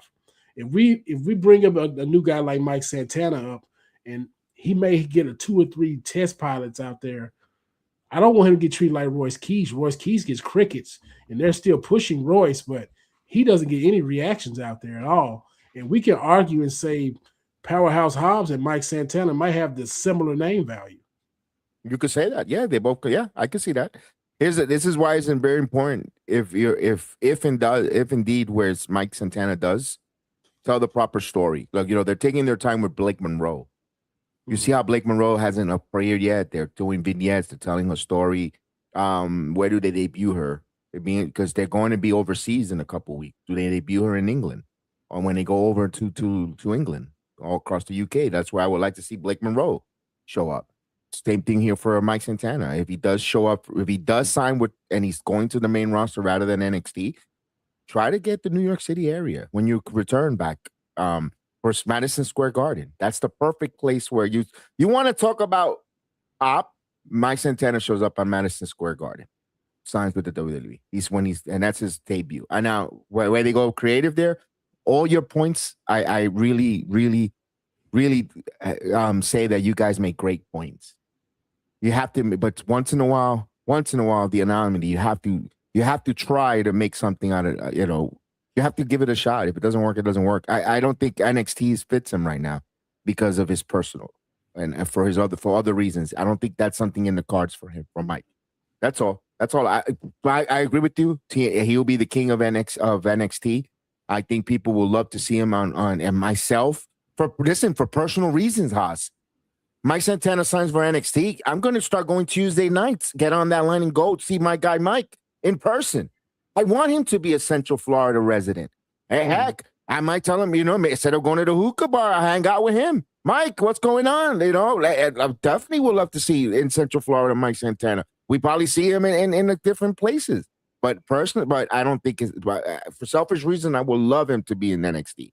But I don't think I think I'm trying to be a little realistic. I think he wants the main roster. Yeah, you could be right. We'll see what happens after Slammiversary. Let me ask this before we move on from Mike. And what are the percentage he actually re-signs with TNA? 25%. I'm giving it like a 20. I think if he loses that title and I think he's gonna do something where it's like he thanks the fans. And maybe we see him at the next few tapings, but maybe like a 20-25% chance. Because I think by that time he's, they might keep him around a little bit to maybe say goodbyes or try a way to get him out if he wants to do that. But Slammiversary damn well could be his last thing. I think it's going to be his last match in TNA wrestling. I think he's priced out TNA. I really believe that, because TNA, the way they're thinking, they're going to go to a point where the booking is the superstar of the company, because that's going to put Tommy Dreamer on the board. Like, Tommy, we need you to make us 5 stars by the end of the year. I'm talking about just 5 new stars. They could be 3 men, 2 women, 3 women, 2 men. But your booking has got to carry the show forth, because we cannot afford to be giving big $1 million contracts to multiple people. We give it to the Hardys because the Hardys got us on TV. That's just out of respect. The rest of the guys, they may be fine wrestlers, but your booking has got to carry us forth. Like, we just cannot. Right now, we're not lucrative enough to be giving out all this money. And I believe that's where TNA is going. So Mike is outpriced them. I think I give it a 45% chance that Mike stays with TNA. Believe it or not. I know I would love him to see. We just finished speaking a good 20 minutes about Mike staying in WWE and making the pros and cons for him. But I think they'll find money for him. For the money, the Macklin money that's not being signed right now, that he just signed I think they'll find money for Mike. I think Anthem Sports will keep Mike. I think give it a 45%. Mike stays with TNA. Kev, I'll say this: if Mike was to sign back, I think the writing would be on the wall for Leon Slater leaving. You can't. I think that's writing has already been. That's in the minute Leon Slater wrestled in the John Cena tournament final match in December. That was already etched in stone. Because you got to make choices of who you're going to pay, and they could pay Leon Slater much as they want. They can't pay him and Mike both. And I don't know what Ricky Sosa's getting paid, but you got to push him for what he's getting paid. So there's hard choices to be made, and you're gonna side with the younger guy that they could be the face of your franchise. Now I want to ask this: what made you think that TNA management is running Stars off? Where what facts?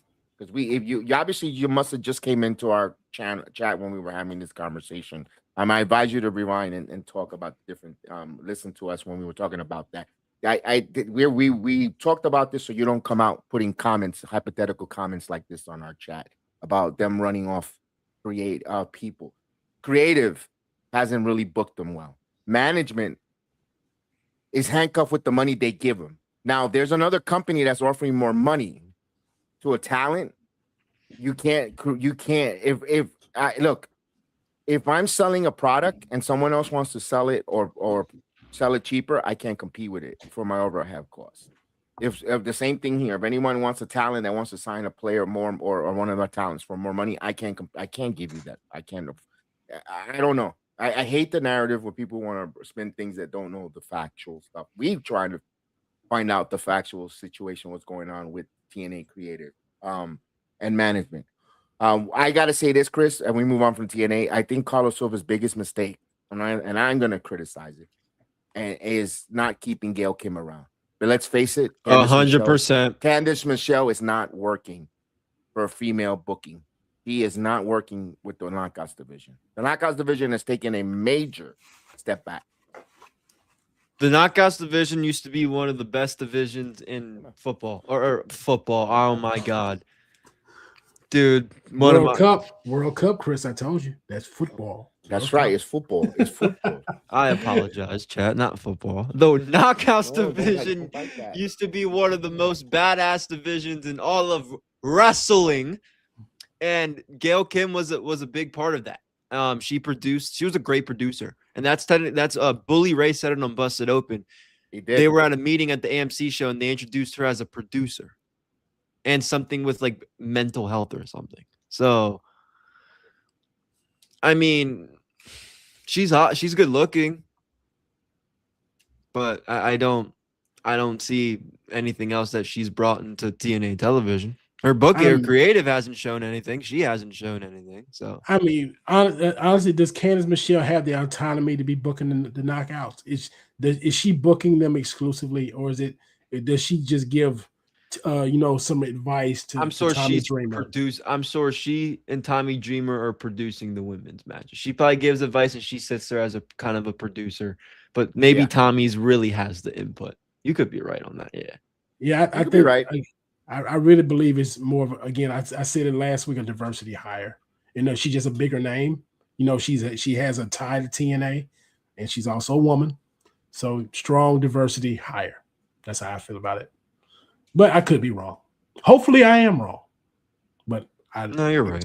In today's business sense, you're right with that, because why would they hire someone who never done it before? And I get it. You want an opportunity. Could have gotten fucking Mickey James. Exactly. And maybe even if Mickey James didn't want to, oh no, she probably doesn't want to, but she'll. I mean, look, she probably has other stuff going on. I'm not gonna come at her, but she's quick to be there when they want her to put her in the Hall of Fame or something else. Again, maybe something. I thought her and Mickey, Mickey and TNA weren't in the beginning the best, but I guess I could be wrong. I still hope it happens, guys. Because Mickey is legit one of the best knockouts in TNA's ever had, and she did her thing with LFG before Michelle kicked her off. So clearly she likes being in a role like that. So hopefully we can make it happen. But Kev, you're right about a Gail Kim. That was a big mistake. That was his biggest mistake. That was his biggest mistake coming in, and you could say that lack of knowledge or someone he's green in the company. Green or someone in the company said they weren't seeing eye to eye with Gail Kim. Maybe they didn't like that the Knockouts were overshadowing the male. Because let's face it, Impact Wrestling, before they did the changeover to TNA, back again to TNA, their hottest division was the Knockouts. Hell yeah. Plain and simple. They had a couple banger matches. Like they had like Mike Bailey was having some good matches with like Alexander, and Shelly was having some good stuff too, but it was really Deonna Purrazzo that was having the banger matches. Trinity, when they had Trinity was there, Jordan Grace. Chelsea before she went to the WWE. Even Meechin. Meechin. Okay. Bunny before she was garbage. The Bunny, she was actually kind of decent during that TNA first. No, TNA she was. run. She was very good. You had Helix. You also had MLK. Yeah, you had MLK. We're getting, even when they were feuding, Marsha and Killer Kelly before the feud, before teaming up, they had some great feuds that led to their teaming up together. They had some good Tasha Steele, which I get, and I still am. I can't believe we keep forgetting about her. She should be the first. I mentioned person I should have brought up. I'm talking about for me. I should have brought it up first because I think very, very highly of her for a long I time. went on a rant, yes, a little bit. I'm like talking before we was Heather, we were conversating. I was saying, TNA, you have a female. There is no reason for Tasha Steele currently right now being in the state that the Knockouts division is in for her to be a Mustafa Ali secretary / manager. She should be front and center in that Knockouts division, challenging. We shouldn't be going around. She should be wrestling Ying Ying Lee. She should be challenging. They gave and doing all Taya this thing. Valkyrie the title before they gave it to Tasha Steele. Yeah. During the pandemic. That was fucking ridiculous. This is my hot take here. I think Tommy Dreamer is reticent on going all in with Order 4. I don't know why. There's something. He should. Mustafa Ali should be the world champion. Yeah, it's something there. Like you keep settling with Mustafa Ali with the international championship, like there's stepping stones to this. Order 4 is arguably the best faction on the show. Like yes, Tasha Steele should be top of the knockouts with Tessa. I mean, again, scared to be controversial. It might be something with real world politics. You don't want to go all in with a political faction because you know where Order 4 originates from. There may be something. I don't know what's going on with that. But that is the hottest faction right now, next to the Elegance brand that carries the show. I mean, as factions go, outside the Hardys. So I don't know why they're reticent to go all in because, like you said, Mustafa should be world champion now because we got baby faces that can go with it. You know who else should Kev? And I'll give it to Doofus Dave. AJ Francis needs to be a fucking world champion this year. Yes, oh, absolutely. It's money, absolutely money. Because he brought up and the reason why I brought Dave up because he said something that is right. He grabs your attention. Yes, is AJ Francis. So again, they got something. Even if Santana and all that. Let me ask this to you, Chris. Yes, you were there in person. You saw it up close, in your face. The interaction with the people outside where the cameras weren't focused, but you were in a crowd of people in a charity event. Name me the wrestlers that were very charismatic, very serviceable, and very friendly that will increase the viewership and increase people to want to follow the product. Who were they? So I want to tell you guys a story. By the way, it's AJ Francis, but let me tell you a story. And I have some video evidence that I'm gonna pop up here. We were at the softball game, the charity softball game, and I got to take a picture with A. Mind you, I want to show you guys this to prove to you guys that I'm not bullshitting anything I say. So he was there. He was talking to a bunch of people. Now this was him casually talking to a group of people right there. He's just casually standing there talking to the people, right?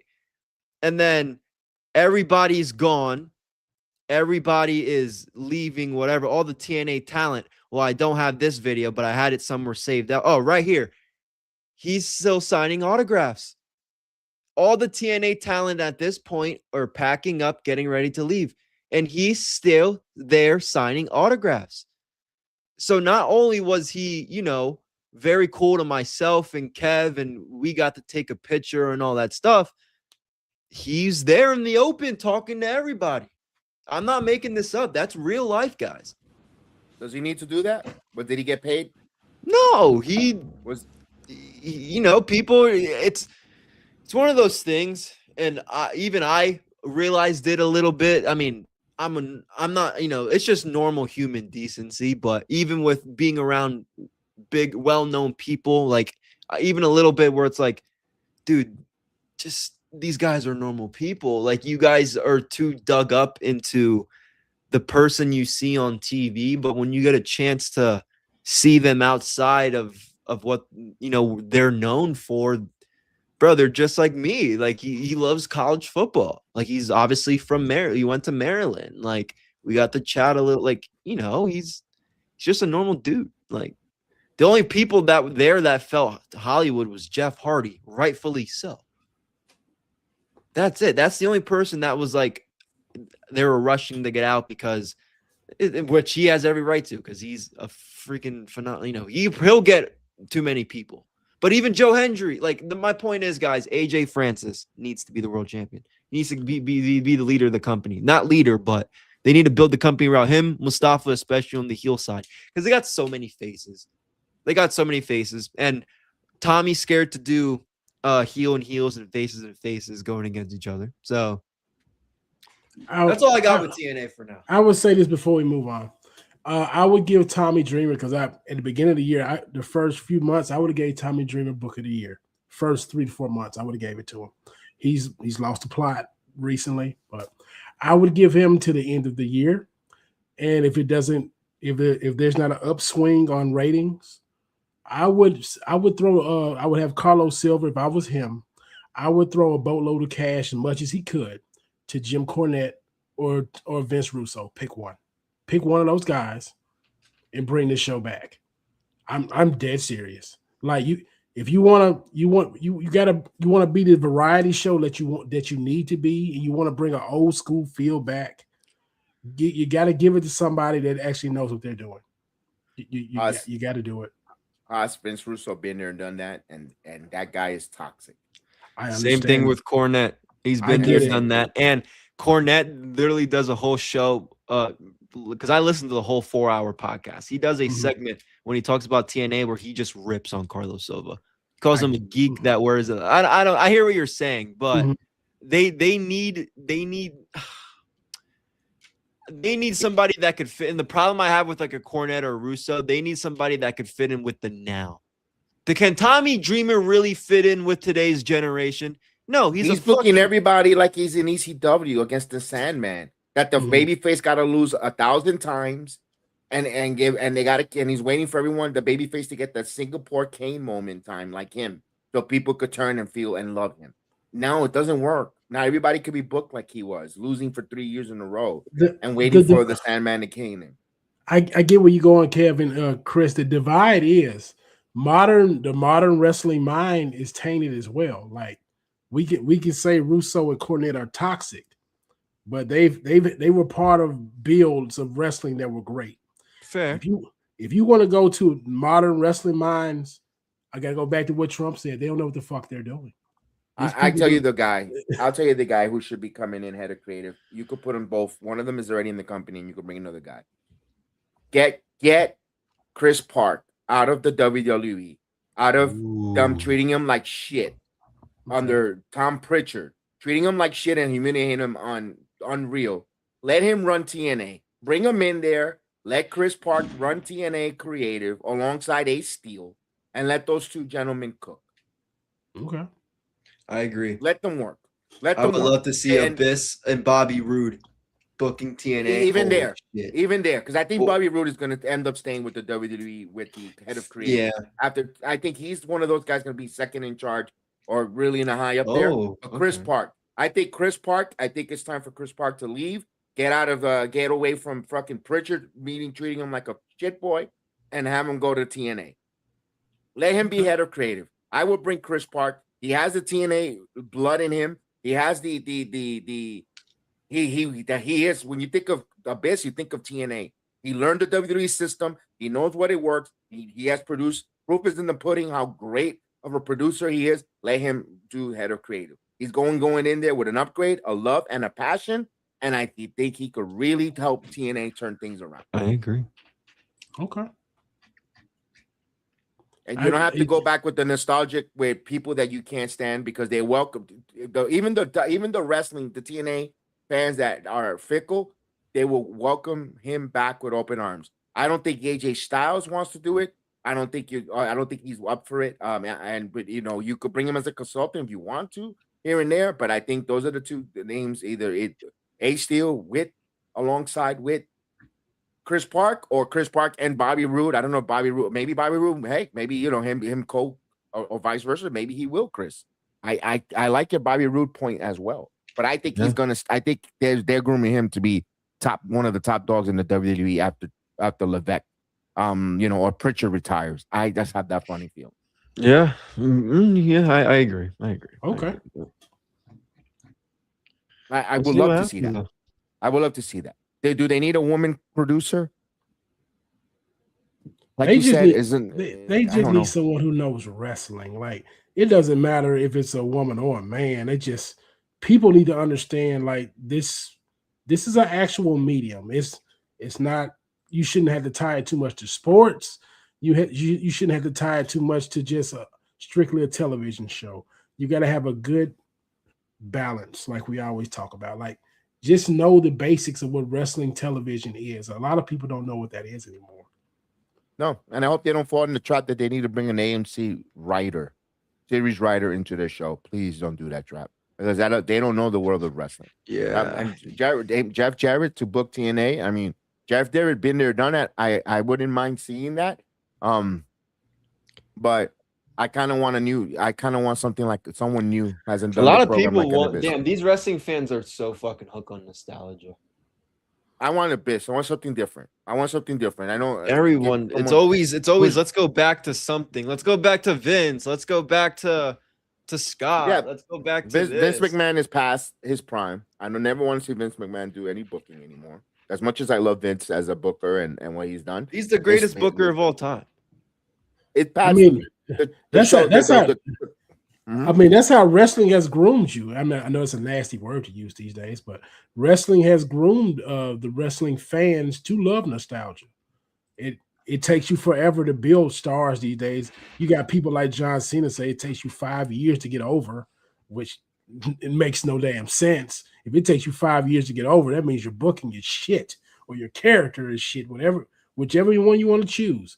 But yeah, that's how you've been groomed as being loving nostalgia. Whichever way they go, I don't mind it. If they want to do Jeff, fine. I'm not opposed, Jarrett. I'm not opposed. I would like to see Abyss. Doesn't have to be the way I say it. Something that's going. They need something to elevate and help them there, and move forward in a good way. Speaking of something good that I did see from you guys, I will wrap it up soon. Was the tournament for All Elite Wrestling for the women's division. You know, you had the Suri injury. In steps Maya World. Gets the victory on Sky Blue. I guess Maya World really needed the money to job, but I like the fact that Maya World got a win. But I really need them to push her, not just next round lose, because then it was just catching the headline because her brother passed away. I need her to really make her finish her story now. It's going to be yes, and it's going. She's losing to Athena. You know it. She's losing to Athena. It's going to be her versus Mercedes. Athena versus Mercedes. They're going to rerun it back from the Owen from the first round, like they did last year. But I agree. It was a good win for her. It was something different, but I've been following Maya World ever since her and Hyan got there when they capitalized of what was that Tegan Knox and they won a job. Yes. That the name? Did I get the name right? Was that Tegan Knox? Tegan Knox and her, Nolan. It was Nolan Noel and her girlfriend. Yes. Yeah, they didn't want to do the job, but Hyan and Maya World came and did it, and they earned a contract. And she's a very good wrestler. Maya World's a very good wrestler. Like for her age group, she's very good. Got the looks to work with it. So it was a good thing to see her win on Wednesday. But yeah, that's all it was. Like get a nice moment. You know, AEW is all about trying to capture the feels of the fans for whoever knows who Maya World is at the point, because she's still an up-and-coming name. But if you really want to make a star, which we always talk about, they should be making new stars. Athena is already a star. You should just put her on Dynamite more often. Mercedes Moné she's on the Mandalorian for God's sakes. We already know who she is. Make new stars, and this is not what's going to happen. It's bad booking, but we talk about bad booking all the time when it comes to Tony Khan, and it's sad. It's very sad, but yeah, very good win for her, and I hopefully can bring a little good spirits up to her and her family. For Maya World, I knew her in Highland from the Southeast Texas wrestling from Reality of Wrestling. I know we interviewed last year Denise Day. Ladies like that and Alejandra Leona, they in that part of the wrestling independent scene, knew Highland. I tried to get Highland before she signed with Ring of Honor to interview, couldn't get hold of her in my world. They've been on our radar for at least me and Chris for about a year. Okay. And when she signed and when ladies got the opportunity in Ring of Honor or at that time at AEW when Collision, when Tegan Knox and her Nolan Noel didn't take the advantage of the moment, we felt good for them. And I'm glad that Tony did actually give her the opportunity to wrestle. That's good. Good job. That gives a lot of hope for our girl Janai Kai. Hopefully Janai Kai gets a Dynamite contract and wrestles and works there. Again, I'll say this and I'll say this 1,000 times. AEW is not my cup of coffee, but when people, friends of the show and people that we follow their career get an opportunity there, I'm going to root for them. And I'm going to root for Maya. I hope Maya does win, not because of the tragedy that's happened, but I'm rooting for her to go far. I would love her to go to the finals, semifinals. But then here I go to you guys. Does that sell tickets for her to be in the finals to a woman's title opportunity? I'm gonna go It's ahead. unfortunate. No, it's unfortunate. No, because again, you're including myself. I want to see the rematch between Athena and Mercedes. That's the better match. They actually have a story, but they have a story there. I bitch and complain the Hoss every Wednesday about this is just wrestling matches. They could build this finals up because they have history, especially from last year. That's honestly the real reason. Of course, it's going to be the better match, but this actually could, again, Hoss, AEW logic, but they actually have a story there. And during the finals, we've seen kind of the finals be built up into something, at least going into their Forbidden Door pay-per-views. Both finals could have a story. So that's the only reason in this situation it makes more sense for Maya World not to advance. But it does suck because after this, guys, I think she's going to go to Ring of Honor. Who? Maya World. Oh, she's already there. She'll be a Collision. There. Exactly. But she's kind of she's been appearing on Collision here and there. So like, I don't know if she's going to be like a Collision on Saturday nights. I don't think so. I think she's going to go to Ring of Honor. And then when somebody needs, when she needs a job for somebody, then Tony will get her on Saturday nights when no one's going to fucking watch her. I believe, there's three things. First thing, I think Maya World's going to be the one to dethrone Athena finally for the Forever Championship in ROH whenever that happens. I can see that. I think it's going to be her because she's had a few good. I don't have Honor Club, but the few things I've seen on there, they have a better women's division there than the main AEW division. That's a good point. Maya World and Athena have done great work down there together. So I've seen Red Velvet, Deonna Purrazzo. They have better women on Ring of Honor right now than fucking AEW. Janai Kai, when she comes around, they have her. I mean, they have a few other ones that are there too that maybe I'm missing as well. But you're correct. And the other thing is, you say, would this sell tickets? Be honest with you, Kev. It's just the truth. People are not gonna like this. Mercedes Moné does not sell tickets. I like Mercedes Moné. Her and Athena are not gonna sell tickets. They're not. They're not. They're not getting any extra views on the television show. They're not pushing, because if they sold tickets, they would be in bigger venues. I'm just gonna leave it at that. They wouldn't be up here selling 2,000 people in Cincinnati in the home of John Moxley when the ace of your company can't even get you to a bigger venue. If Mercedes Moné can't sell you bigger tickets than John Moxley, we got problems. John Moxley can't sell out Cincinnati, and they'll tell me, oh, it was a sellout. It had 1,700 people. Do you hear what you're saying? 1,700 people? We calling that a sellout? That's terrible. So yes, Mercedes Moné and Athena are not moving anything when it comes to ratings. They're not. Third of all, if you really want to capitalize off this and make stars, which they need to be doing in the women's division, Maya World should win she should win the whole tournament. She should win the whole tournament. If you want her to lose to Tekla at All In, go for it. Because the same amount of people are going to watch All In that will watch for Mercedes Moné and Tekla that will watch for Tekla in Maya World. I believe that. No more tickets will be sold in Wembley because Mercedes Moné is coming. No more, no less. Okay. No more. There'll be no more There'll be no more pay-per-view buys because Mercedes Moné will be at All In. No more, no less. So if we're going to break even anyway, make a star with Maya World, Go all in. She could lose it. She could lose to Tekla. You can go to Mercedes and Wrestle Dream. But there's a new direction that needs to be had. That's just a fact. And you got us waiting to July 1st for Survival of the Fittest. And we're going to probably have a name that we already know that wins the thing anyway. So a new star won't be made there. At least make it in the Owen. It's the biggest tournament of the year. Make a star. What and people want a women's Continental Classic. Yeah, no. It's coming. Oh, Chris, you know it's coming. We got women's tag titles. They already give you a whole month for the C2. They're going to do it. It might happen this year. If it don't happen this year, it's going to be next year. You will get a women's C2. And it might be the best thing for the women's division because we always cry that they're not on Dynamite. They're going to be on Dynamite then. They will be. So it can't be the same time as the men's, though.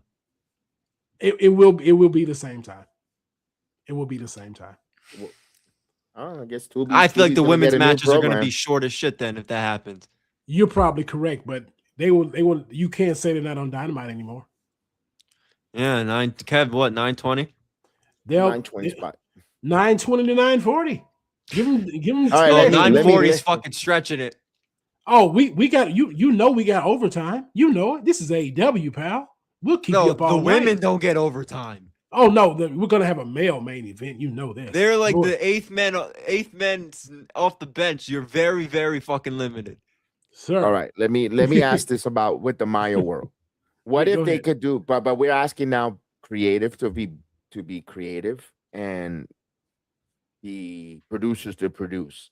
Mm-hmm. What if Maya goes a distance and Athena wins on a flash pin, double pin, where Athena lifts her shoulder up last second, and she, like they both ladies got their shoulders to the mat, and they go 1, 2, and then Athena last second lifts her shoulders, but she gets the victory because at the last second, 0.9, she lifts her shoulder, and Maya's shoulders pin, and then later down the road, Maya wants a match at Ring of Honor for the women's world title and defeats Athena. But Athena moves on. They can have their cake eat it too at the end of the day, where Maya looks strong in the tournament, but she has an opportunity to say, I could have beaten you at the Owen. I want a shot, and then you build Maya, let Maya defeat Athena for that Ring of Honor world title, and you could build a star like you said, Boss. And then and you could go with the Maya world. I know Ring of Honor, not a lot of people watch and so forth, but that is something where you could have your cake eat it too. Yep. I mean, you're right, but it would if we're gonna go that route, Athena would have to be called up to AEW permanently after that. No more ROH dabbling. You have Maya World retire her from ROH, and all right, Athena should be on AEW from now on. That's how that would work. But with Tony Khan's logic, we won't get that. That's the problem. I get where you're going. Yep. I get exactly where you're going.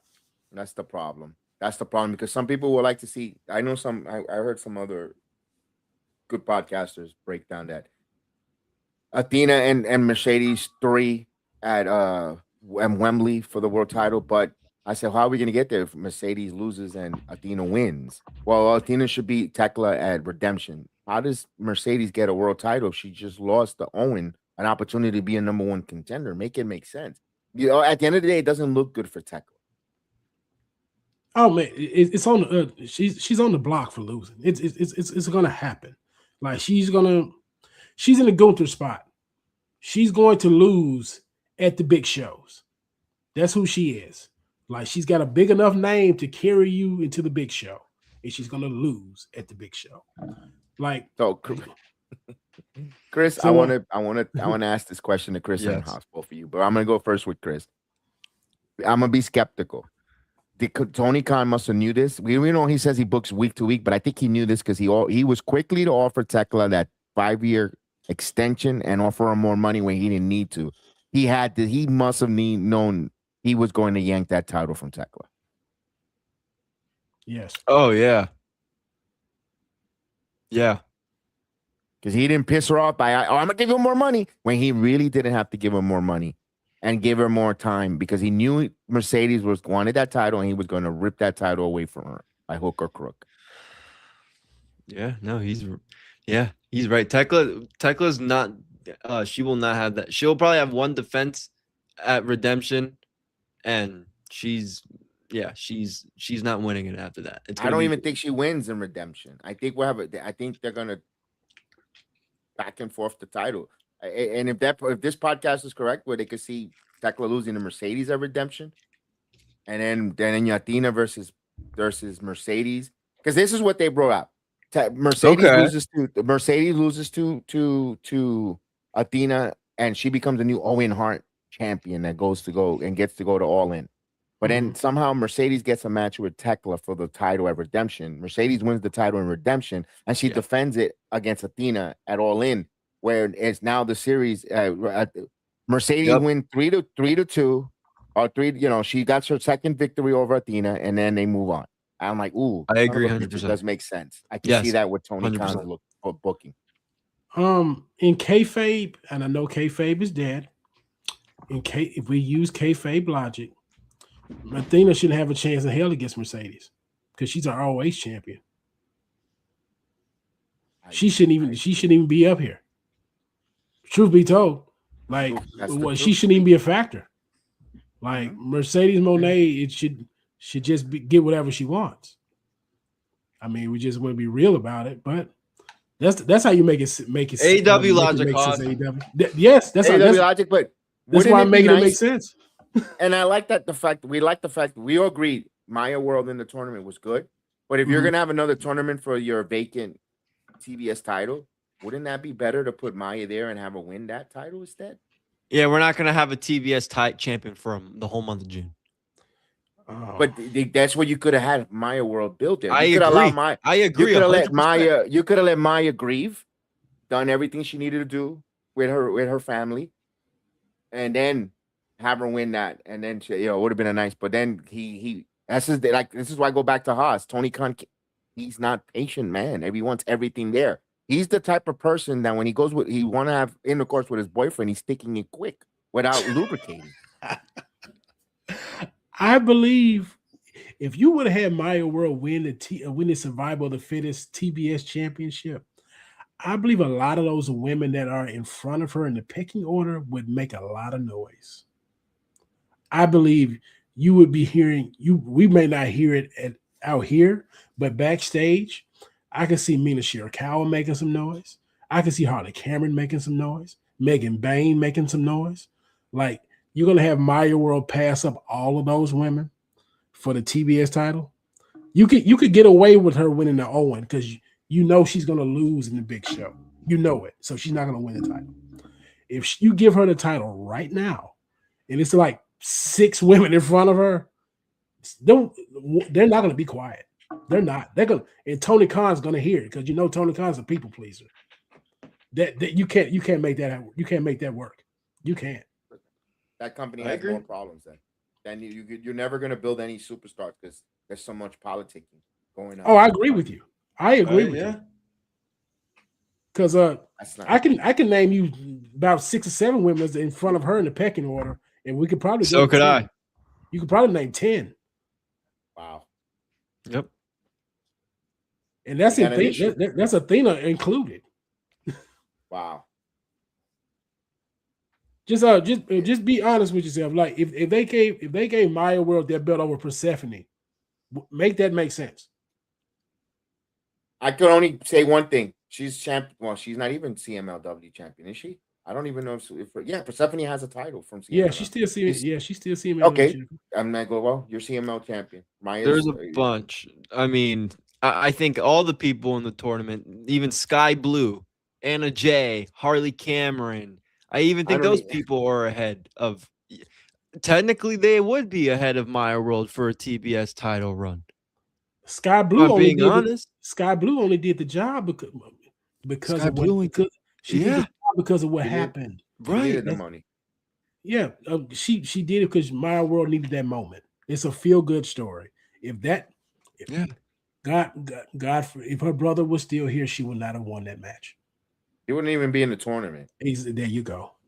We just got to keep it real. I hate to say that. That's a fact. That's why we're brutally honest, man. That's the truth. That is the truth. Yeah. But I know, but before we get up out of here, we got to talk about these King and Queen of the Ring results.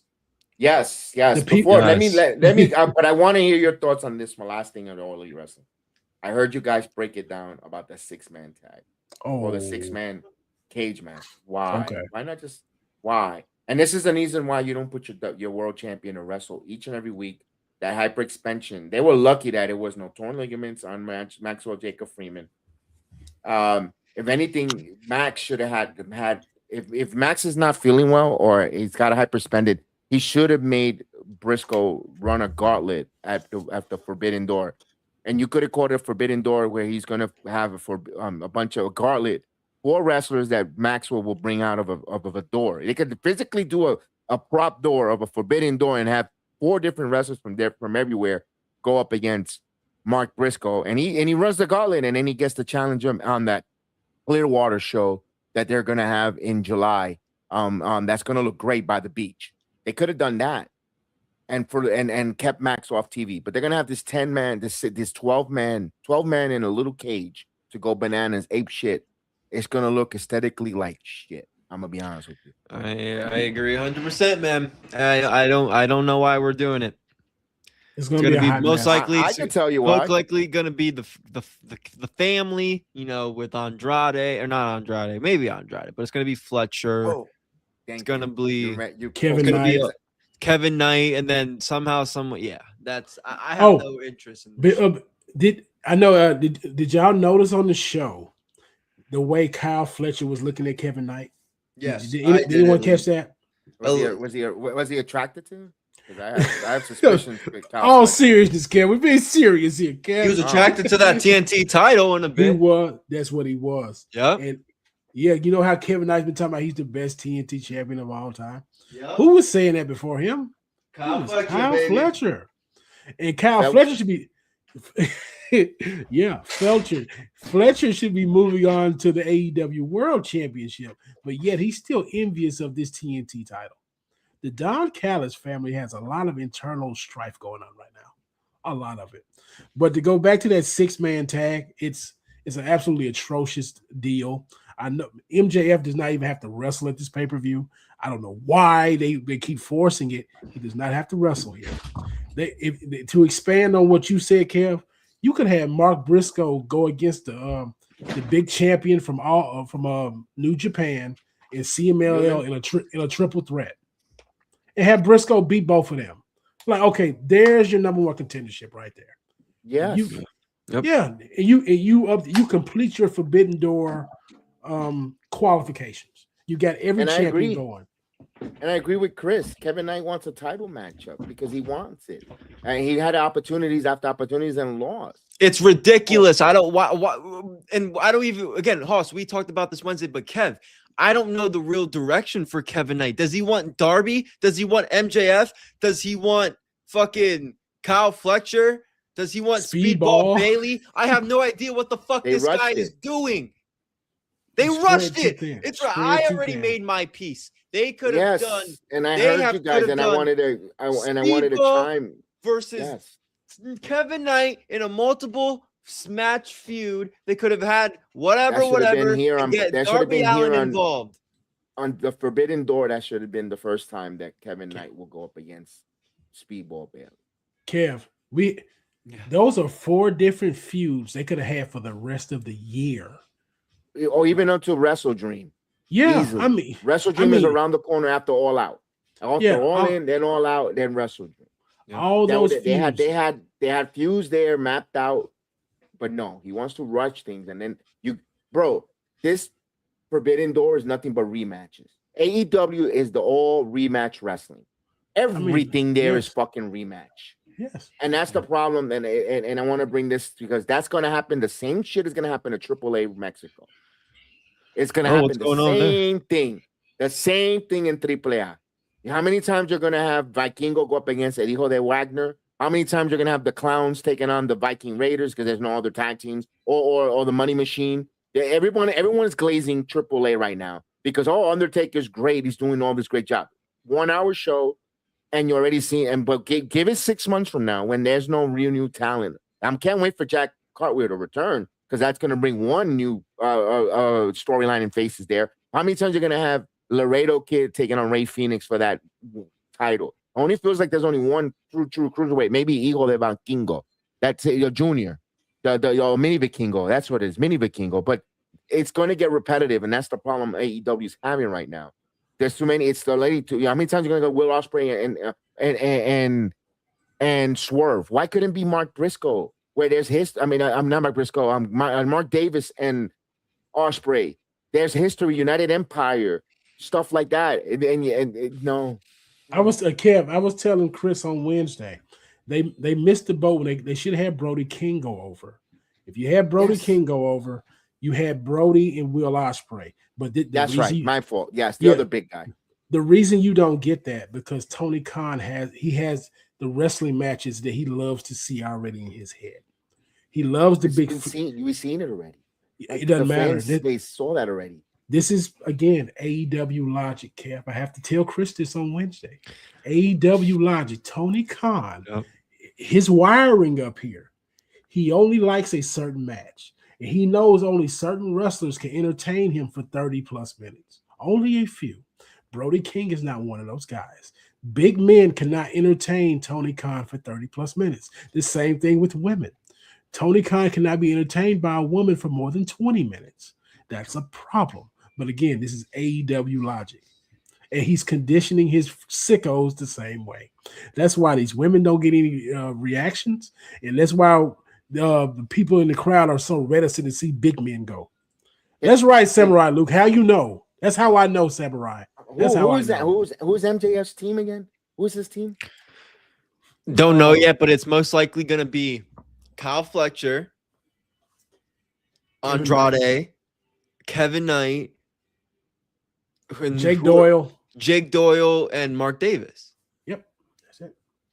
Whose gimmick in the AEW is it that they get paid for business, for hurting people? The Hurt Syndicate. Yeah. Why is he not there getting them and paying them? He's talking about all these millions of dollars that he has. Tony Khan likes to play fictitious money nonsense. Why is MJF not getting? I still think it's because of Don Callis, because he originally wanted the Don Callis family to take out Darby before Double or Nothing. So if I'm MJF and you couldn't take out Darby, they couldn't take care of Darby. Bingo. So like Bully Ray says, circle hits the fucking square. I'm going to use your reference. Dig, circle, it's the square. Yes. Why would you hire the Don Callis family to do another job that they couldn't fucking complete? The thing is, do you think there may be some heat between MJF and the Hurt Syndicate from last year? If it is, make it on TV and make some money off. Yes.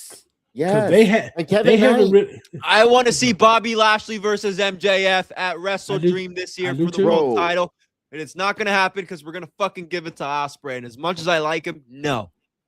You will get Ospreay and Jericho and love it. I heard that too. I told you we had this at Wembley already the first time. You're going to get heel Ospreay and Jericho. But you didn't have it in All Out. You had it all in, but now you have to get it in All Out. I would like to be all out from fucking watching it again. So let me ask this here. We mentioned all these 12 men in the match. I know we're gonna get to the King of the Ring, guys. I know. But I don't get to go. I don't want to do run-ins. I respect the Wrestle Bros. And when you guys do your show, I don't want to do the run-ins and run in on people's shows because that's your guys' vibe. I don't want to mess up the flow on anyone's vibe or any programs. You know, even just because I have the kibosh, and this is supposedly I'm the founder of Sports Jedi Network, I respect boundaries. So that's why I don't want, I would like to get in on the conversations, but I know what you guys are doing. I respect it. I wanted to ask this question to when it talks about, you mentioned all these 12 wrestlers. You mentioned all this plethora of wrestling talent for these upcoming shows. How are we going to find time for the Machine Guns, the New Day, the Steve Macklins? Where are we going to find the time for all these other wrestlers in this company when we're leaving good wrestlers out? We don't even got nothing for Bobby Lashley, Shelton Benjamin, the Hurt Syndicate. Where are we going to the Rascals? You signed them away from the WWE from TNA. They're not even on television. Where are we going to find time, guys? Ask me. As you guys watch AEW. It's interesting because, and that's a good question, because a lot of people are ramping up the idea of, okay, if the AEW can get the New Day and the Motor City Machine Guns, all of a sudden AEW is going to have the best tag team division wrestling, which could be true on paper, right? And it will be true. But like Kev brings up, and it's a good question because you have all these people. Kevin Knight needs to be a priority. Andrade needs to be a priority. I think Kyle Fletcher looked like a superstar before he got hurt. He was doing media rounds for AEW as well. He needs to be on TV. Jake Doyle and Mark Davis, you could have them on TV, but not whatever. There's collision. My point is, you have so many singles guys that need/should be in feuds or in programs. I agree with Kev. Hoss, how are we going to make time for a really stacked tag team division? Because right now, they're kind of repeating, it feels like, with FTR, Cope and Christian, or the Young Bucks. We know we're going to get that TLC match at Wembley or something leading up to that at Redemption or something. Maybe because again, I'm confused because a lot of people are talking about, I don't believe that all of a sudden the New Day and Motor City Machine Guns are going to come to AEW before Wembley, and then we're gonna have this big fucking fiasco again. Hoss, before you tell me AEW logic, that probably could happen under that logic. I get it, but it would be a mistake because I liked when WWE. I hate to even use that, but hear me out for a second. When WWE did the WrestleMania tag team match, when they had all the tag teams on SmackDown, the tag team division never recovered after that. I don't want this to happen to AEW when they have a lot of tag teams, but we have already seen them against each other, all feuding with each other at once. Then it's like, okay, boom, I'm over it. Does that make sense? I don't want that to happen, but it's gonna happen. Yes, AEW logic. No, I ain't gonna even use that word. I need a soundbar that has AEW logic for Wednesday nights. I've overdone it, so I'm gonna go to my guy Leo Rush and let you know it's fine. God. It's fine. He knows. He knows, Chris. I'm gonna tell you why he knows, Chris. Because they're gonna add an extra hour to both of these shows, Chris. That's what they're gonna do. We're gonna have 3-hour dynamites. We're gonna have 3-hour collisions. We might as well. They're already going 30 to fucking 25 minutes overruns every day. Because you know why? The max numbers, Chris. Don't forget the max numbers from Meltzer. That's why we're going to get an extra hour of content on every show. Because the max numbers, Chris, 100,000 on max, 250 on max. 500,000 on max. You know what? I'm going to start doing that too. Talking about max. What about AMC Plus? What about Stream East? What about your local fucking jailbroken Amazon Fire Stick, huh? We're just going to count every single fucking way. What about your local Discord server? Let's count how many people are in the Discord servers watching it. Let's just combine all the ratings. 25K on Tubi. There we go. Combine all my AEW Plus. Don't forget. We cannot forget about my AEW Plus. Otherwise, the sickos will go fucking 300,000 in South Asia on my AEW. No, they got 20,000 on my AEW. Jesus Christ, man, give me a break. But yeah, that's what's gonna happen. Because we're at the last year of the deal from WBD.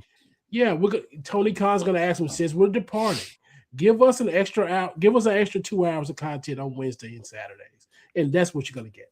Well, they're already doing 2.5 hours for tonight's collision. There you go. See, nobody and their moms will be watching because it's the MVP where people want to see if the Knicks are gonna win the finals tonight, including myself. Yes, we got Knicks and we got the World Cup. The World Cup, the UFC White House is tomorrow night. Like nobody cares about wrestling collision this weekend. It might be 250K. I don't even think they get that. Well, you got. I know one view they'll get. I do too.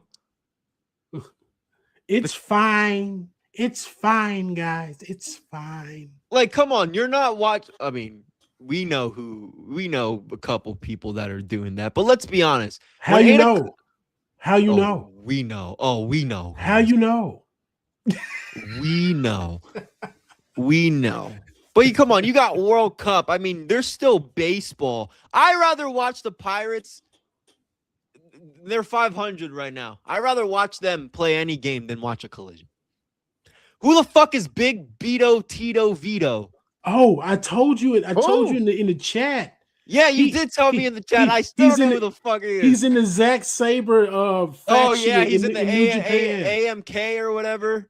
Yeah, boring ass people. Thing. That's what they are. You give boring. me Zack Sabre Jr. versus Kenny Omega at the Forbidden Door with no fucking story, no build. Do you know what happened when we got Kenny Omega? You know, they did. They told you the story. The first time ever in American soil.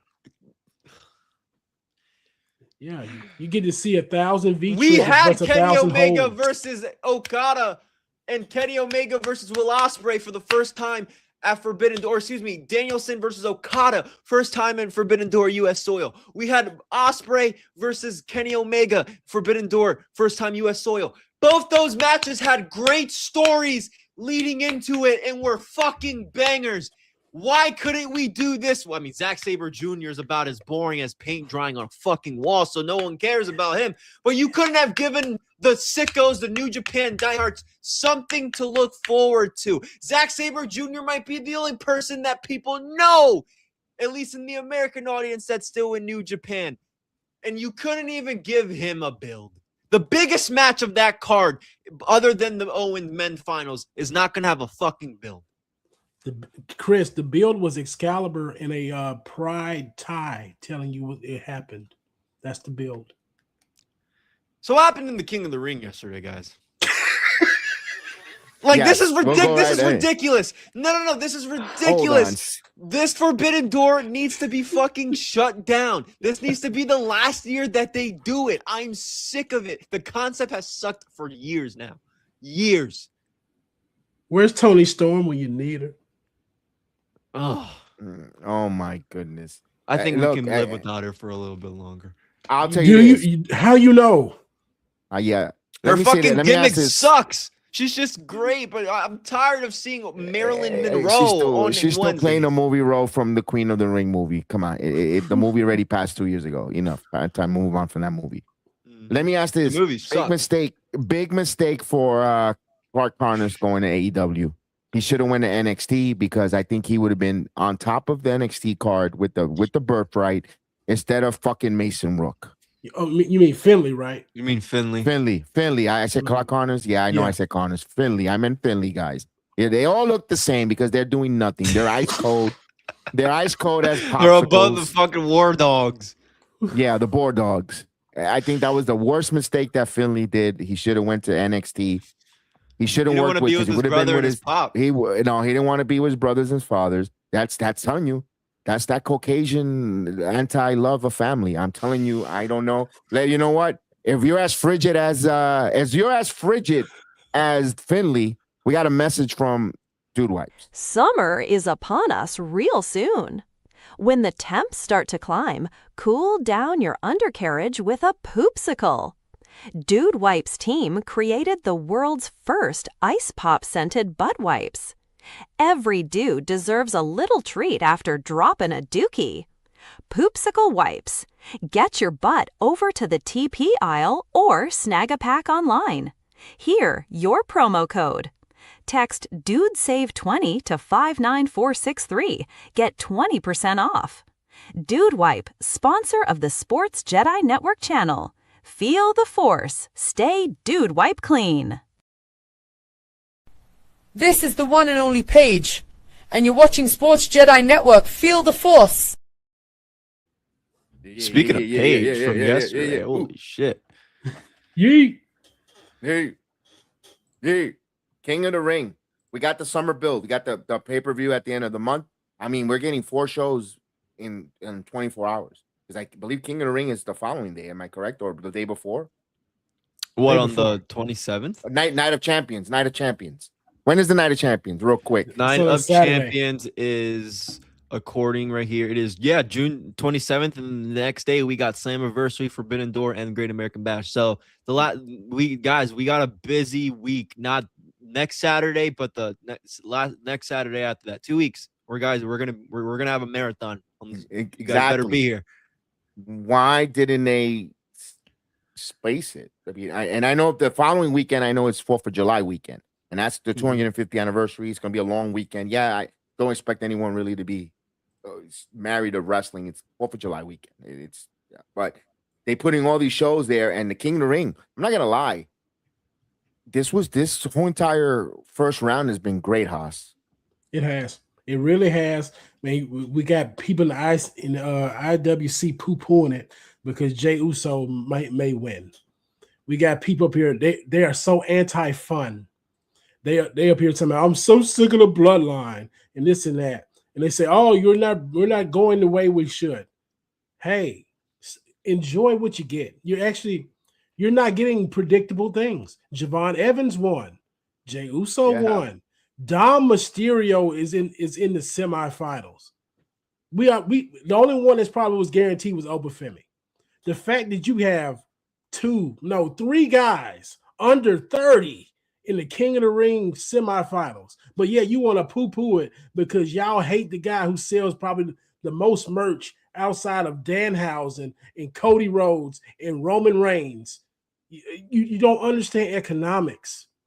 Like, oh man, he botches every now and again. So most of your favorite wrestlers botch sometimes. You don't care. It's only fun to get your engagement off on Jey Uso. Yeah, I'm here for it. I'm here for King Jey Uso. I'm here for all of it. I want to yeet all year. Because guess what? He doesn't even have to win the WWE Championship. He'll be probably one of the only guys whose gimmick can actually be King of the Ring. Could you imagine him coming out with a crown every week yeeting? This would be fantastic. This might be the best thing since King Booker. But no, you're anti-fun. And I'm sick of the IWC with this because they've been infected by all these podcasters because they're tired of seeing so-called Roman Reigns and crew.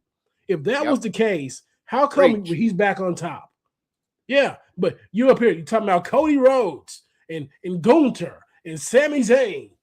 Yeah, stale as hell, sterile ass wrestling. But you're mad because the people in the crowd want to yeet for 10 minutes. Guess what? They're getting their money's worth.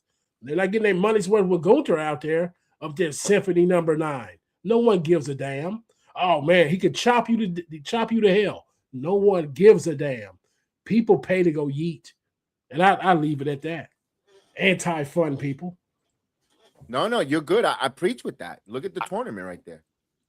I just wanted to pull that up. I just want to pull this up for a second because good. Thank you. It's when you look at this, I think this makes sense in all honesty because like the Fatal 4-Way, when you look at Mysterio, Braun, Trick, and Priest, let's be honest, right? Trick has the world champion. Braun doesn't need this tournament to eventually win the world title. And Priest is a tag team champion. He's not really going to be doing much anyway. Mysterio's makes sense. Up top, yes, Obafemi makes sense. On the bottom with Jey Uso, LA Knight, Royce Keys, and Finn Balor. I mean, I know people are going to want LA Knight, but let's be honest. They're going overseas. If they want to build this tournament up a little bit, yes, Jey Uso. I don't think he's going to beat Javon. The only surprise, which is a good surprise, honestly, is Seth Rollins obviously not going to win this tournament because I think a lot of people, including myself, had Seth Rollins winning because we think he's going to face Roman Reigns at SummerSlam. Maybe that's still the case. Who knows? Maybe if they get Jey Uso to win this whole tournament and we get King Jey. What did Roman Reigns say? Go and win the other championship. I don't know if he's going to go challenge Cody. I don't know. Like, guys, is it brand? Is it go by brand, guys? No, you pick your choice. Thank you. So who says Jey Uso or whoever wins this tournament can't go on the challenge Cody? Because let's be honest, you don't need this tournament to figure out who's going to fight Roman Reigns next. You don't need this tournament, period. You don't need a tournament to find Roman Reigns a competitor, in my opinion. There are so many ways that they could do it without a tournament, Seth Rollins being one of them. So, you know, that's my point. Whoever wins this tournament is fine with me. They don't have to challenge Roman. We can get Oba and Cody again. You know, we got that kind of when Oba was Thank you for saying that, because and win. But like, Kev, I'll let you go. But it's like, Yeah. does that make sense, guys? Like, this tournament, honestly, looking at it, it makes sense who the winners are and who's in it. And like I said, you don't need the tournament, in my opinion, to figure out who's going to fight Roman. You could have any one of these people challenge Cody Rhodes. leave the bracket up. Like leave the bracket up as we talk for a moment. Yes. Here's the one thing I was saying, like you just mentioned. Everybody I know, like Greg is another one. It's a show that he don't want Cody to get the strongest or the popular wrestler against him because he don't want his precious Cody to lose. But the real natural story is Obafemi versus Cody. They have unfinished business. When they, like you mentioned in Saturday night's main event, that match where Drew McIntyre interfered. We never got a clear-cut winner. We never got a decisive. So Obafemi and Cody Rhodes makes more of the sense than Femi and Roman. But they say no. That you need him to be Roman to get Obafemi over. Wait a minute. I thought Cody was the big golden boy. He should be putting people over. Why? Cody isn't strong enough to get Obafemi over? That's one puzzle. I want to see Obafemi and Cody Rhodes. I don't want to see Obafemi and Roman Reigns yet. Not right away, not for SummerSlam. But I like Obafemi where he's at in the tournament. Javon Evans.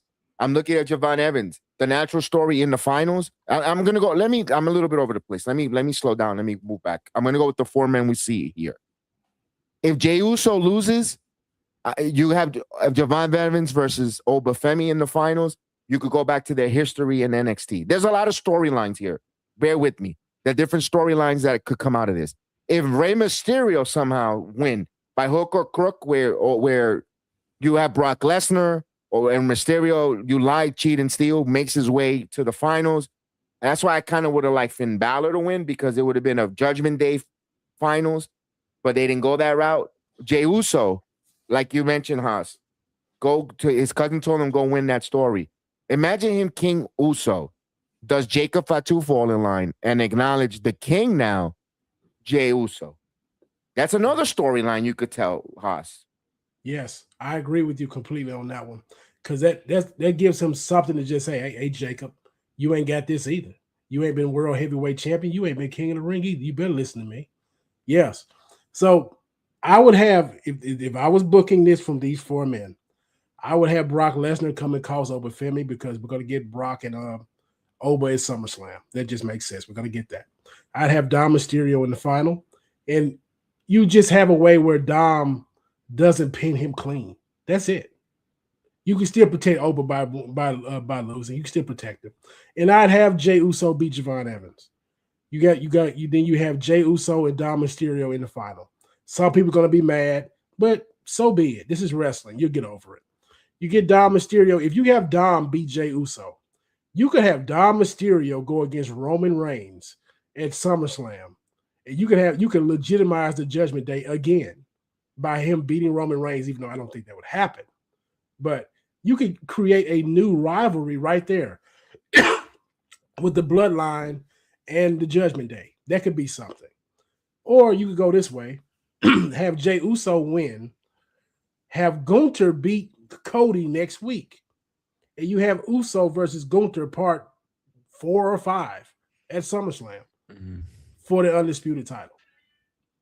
I like the fact that even if you get Gunther and Jey Uso, Gunther wants to get his defense. He goes, you know, and Uso could play that. I beat that title from you. I took that from you when you were the hottest and champion. That's why I got my world title match, where you could probably have an overconfident Jey Uso and Gunther puts him to sleep instead of the other way around. I love any way you come out with that, because even if Cody beats Gunther next week, Jey Uso versus Cody Rhodes, let's say for that world title at SummerSlam, where now the cousin's looking at that Roman and it works, Haas. It's compelling television.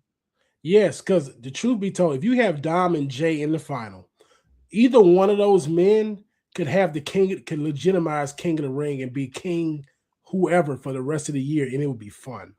King Dominic Mysterio would be a wild sight. Just be honest with it. That. Just think about this now. He has that crown, walking with Liv on his by his side the rest of the year. That would be compelling television. Jey Uso will be king of the ring. Again, it writes itself. The IWC is already gonna be mad. You want people mad at the king. You want people hating the king. And the people inside the arenas are yeeting their asses off to King Jey Uso. They can't lose here. Truth be told, a lot of people want Obafemi or Javon to win. I was gonna say I would kill for King Oba, but he doesn't really need it in hindsight. I don't think he's gonna win. I think the bigger story is, like you mentioned, with somebody causing Obo and he sets up for Brock, whether it is Brock or Heyman or whatever. But I would love to see, in a fantasy world, if they do this tournament again next year, I would love to see a King Oba. I think he would dominate that fucking role. I think Oba wins the Rumble this year. Coming up. Okay. Yeah, I don't mind that either. I don't mind that either. I think that's how he gets to WrestleMania. I'm all for that. I think that's how he gets there. But the women bracket, if you could get us, Chris, that. Yeah, but Javon and Oba, they are a year away from winning a tournament like this. And the fact that you got them in it already just shows you the rocket going to both of them. They don't need to win right now. And when you find it, highlight the chat of his, because I have the dog on my lap, though. I got you. Yeah. I normally would do that, but she wants to be coddled. I'm all for the IWC chaos. I want to see them melt when Jey Uso wins King of the Ring. I want to see it.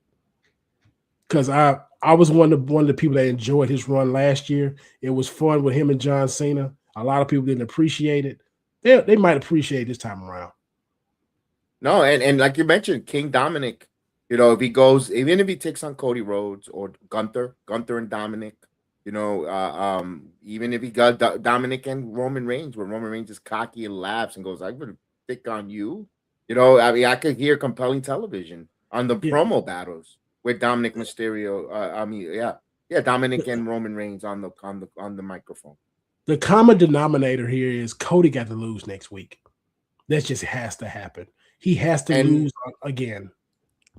Here's the stipulation.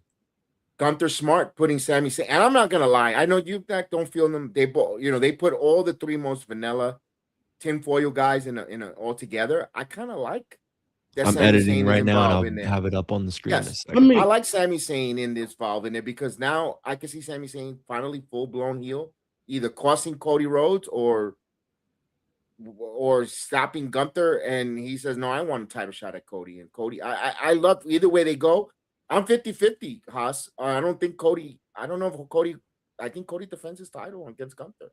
It's just for the best of the company right now. He has to lose. Like he lost to Drew on national TV. Lose to Gunther on national TV. Like it's just you don't. The truth be told, Cody loses nothing in actuality here by losing that title. You're still QB1. You're still front and center for the company.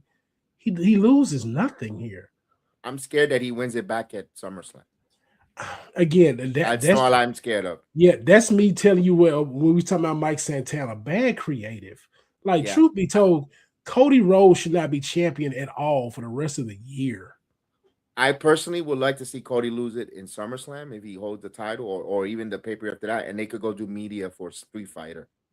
All the red carpet nonsense that they could, him and Roman, if they both lose it at SummerSlam or beyond, or even the pay-per-view after SummerSlam, where they could go do media for or one of them keeps the title for the Street Fighter movie coming up. Because I don't think Akuma's role isn't that big, I don't think, in the Street Fighter game, in the movie. I don't know. I it seems like Cody Rhodes, this guy who is a much more bigger character than Akuma, but I don't know how the movie is going to play out. But I'm just me seeing, and I don't know. That's just me personally, but who knows? We got the women. Chris, you can throw that there. There we go. There we go. We got the women. Yeah, I'll start us off with this one. I mean, this one's interesting. Because again, I think the elephant in the room is Liv Morgan being in the tournament. Which you could definitely question that. At least her advancing in the tournament, you could definitely question. I understand that. Maybe this is. I don't think it makes sense for her and Raquel in the finals. If it's her and Raquel, why wouldn't you? I think you could have just Charlotte beating Liv and have Raquel beat Charlotte, and they could just do the match either way. See, like that's kind of why Liv Morgan. I'm not one of those people ranting and complaining.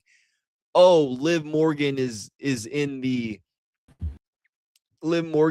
tournament and this and that. It's just when you look at this bracket, it's I just don't understand why it would be Raquel in Liv in the finals when the point is to challenge Liv. So I understand people's whatever about that. I'm not going to go too crazy about it. Well, anyway, what I think's happening, I could see Charlotte maybe beating Liv, Raquel beating Io, and then maybe Raquel winning. I think that's the way they're going to play it, with maybe Raquel going against Liv and the whole Judgment Day thing. Io could be, I wouldn't be surprised if Io wins. Maybe a little bit surprised if Charlotte wins the whole thing. But ultimately, I think Raquel's going to win it all. I think it'll be Charlotte and Raquel in the finals because, again, I don't think you need to have Liv Morgan, who's already the champion, and the purpose is to have a match against her anyway.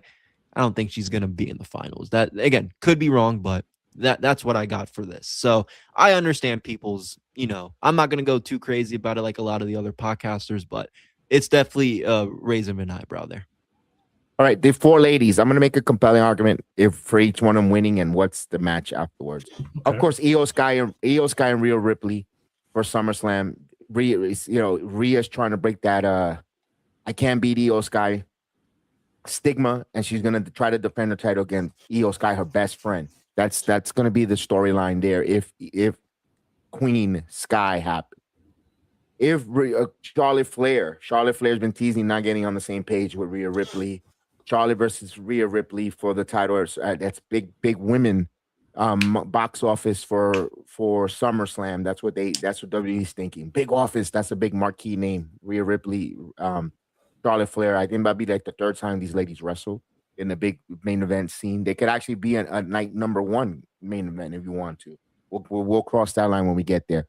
If Raquel Rodriguez wins, it all depends if she beats Liv Morgan, or if Liv Morgan's in the finals, where Liv is confident she's going to go after Rhea, and Raquel goes, no, I'm going after you. That's compelling television within the Judgment Day if she challenged Liv Morgan for that title for becoming Queen Rodriguez. If Liv Morgan wins the Queen of the Ring, everyone says, who the hell she's going to challenge? This is where I will have the general manager come in and say, you know what, you're Queen, and she's going to probably be Queen Morgan, Queen Dominic. If they do that, well, you're not going to challenge Rhea because you're going to have that in Crown Jewel. We're going to have you challenge someone from outside the company. And then like, who? Why? Why did it make sense? They could easily bring Flammer. Flammer is the 900, almost 1,000 days Reina de Reina AAA Women's Champion. What a way of promoting Triple Mania 2-night event at Wrestle, which they already sold out on Las Vegas, supposedly. That's already sold out. That show is sold out already. You want to really give an emphasis to AAA Mexico and Triple Mania, where Liv Morgan takes on the AAA Women's Champion at SummerSlam, because she's the queen trying to go after that. And Liv Morgan could show up on AAA television because King Dominic is your mega campeón. Or even if he doesn't win he's still the mega campeón on the long, and you could have Liv Morgan on the side of Flammer. And they do mixed tag matches. They have done mixed tag matches in the past where they, with the mixed tag titles. You could still build for that. For SummerSlam, Flammer versus Morgan, Dominic, if he wins the King of the Ring, and you could really, really do some cross promoting between AAA, SmackDown, Raw, whatever the case is, and you really, whichever way they go, creatively, there's avenues and storylines to do it. If they want to go, they could have fun. Which one will make the most money? Which one they think is going to be compelling in the summer months? It's your turn. For me, easy booking here for the WWE would be Liv Morgan versus Raquel. Just for Judgment Day supremacy and just for surprise purposes. But the way I'm going with Charlotte and Io for the final. And I think this is where you see Alexa and Charlotte break up. They're going to end up doing something inadvertent. Alexa's going to end up attacking Charlotte. and Io probably gets the pin. We're going to get Queen Io Sky. You're going to get your Rhea Io rematch. You're going to get Charlotte and Alexa at SummerSlam. And whoever comes out of that, probably Rhea probably gets her first win against Io. At SummerSlam, you're going to get Charlotte and Rhea after that. So, yes, I got Io and Charlotte. And we're going to get the end of our we're not friends anymore. We're going to get that. So we're going to get Alexa. We're going to set up 2 feuds for the price of 1.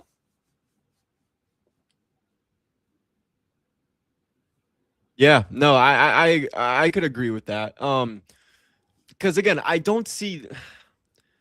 You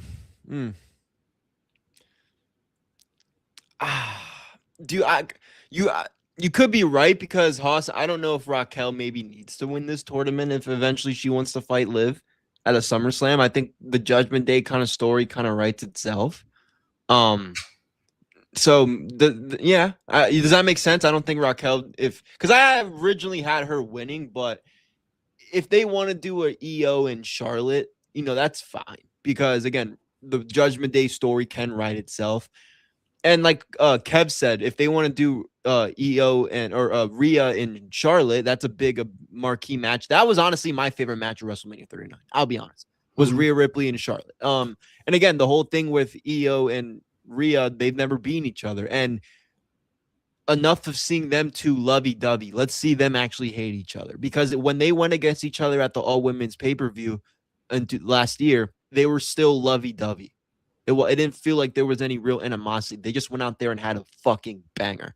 Mm-hmm. You know what I mean? Like, let this have the animosity towards it. And Io's, yeah, I like that. I don't mind Queen Io.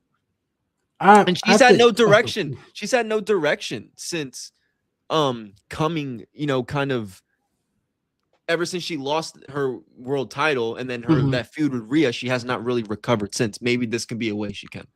Yes, and the thing about Raquel, they missed the boat, Raquel, with Stephanie Vaquer. Raquel should have won the title back then. That's when she was hot. And I don't think they're prepared to turn Liv Morgan babyface this year. I don't think they want to do that yet. They shouldn't. Yeah, so if Raquel wins and have Liv in the final and she beats Liv and we get Liv against Raquel at SummerSlam, Liv will have to do the job. She just can't beat Raquel right now. Because if she beats Raquel, you're burying Raquel. You this is what you're doing. You're actively burying her. You say she can't beat Stephanie Vaquer. She can't beat Liv Morgan. Liv is clearly the alpha of the Judgment Day. She will have to fall in line again. How will we take her seriously? She's lost to 2 small women back-to-back multiple times. Now she's going to be getting barked at by Queen Liv Morgan and also champion Liv Morgan. You can't make the rivalry make any sense.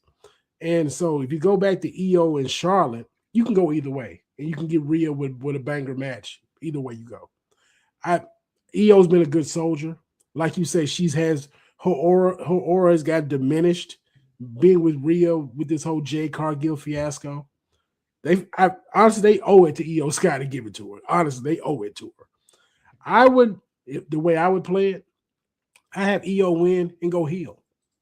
I mean, beat Charlotte, have Rhea come up there and hug her like, oh, yeah, we're going to go against each other.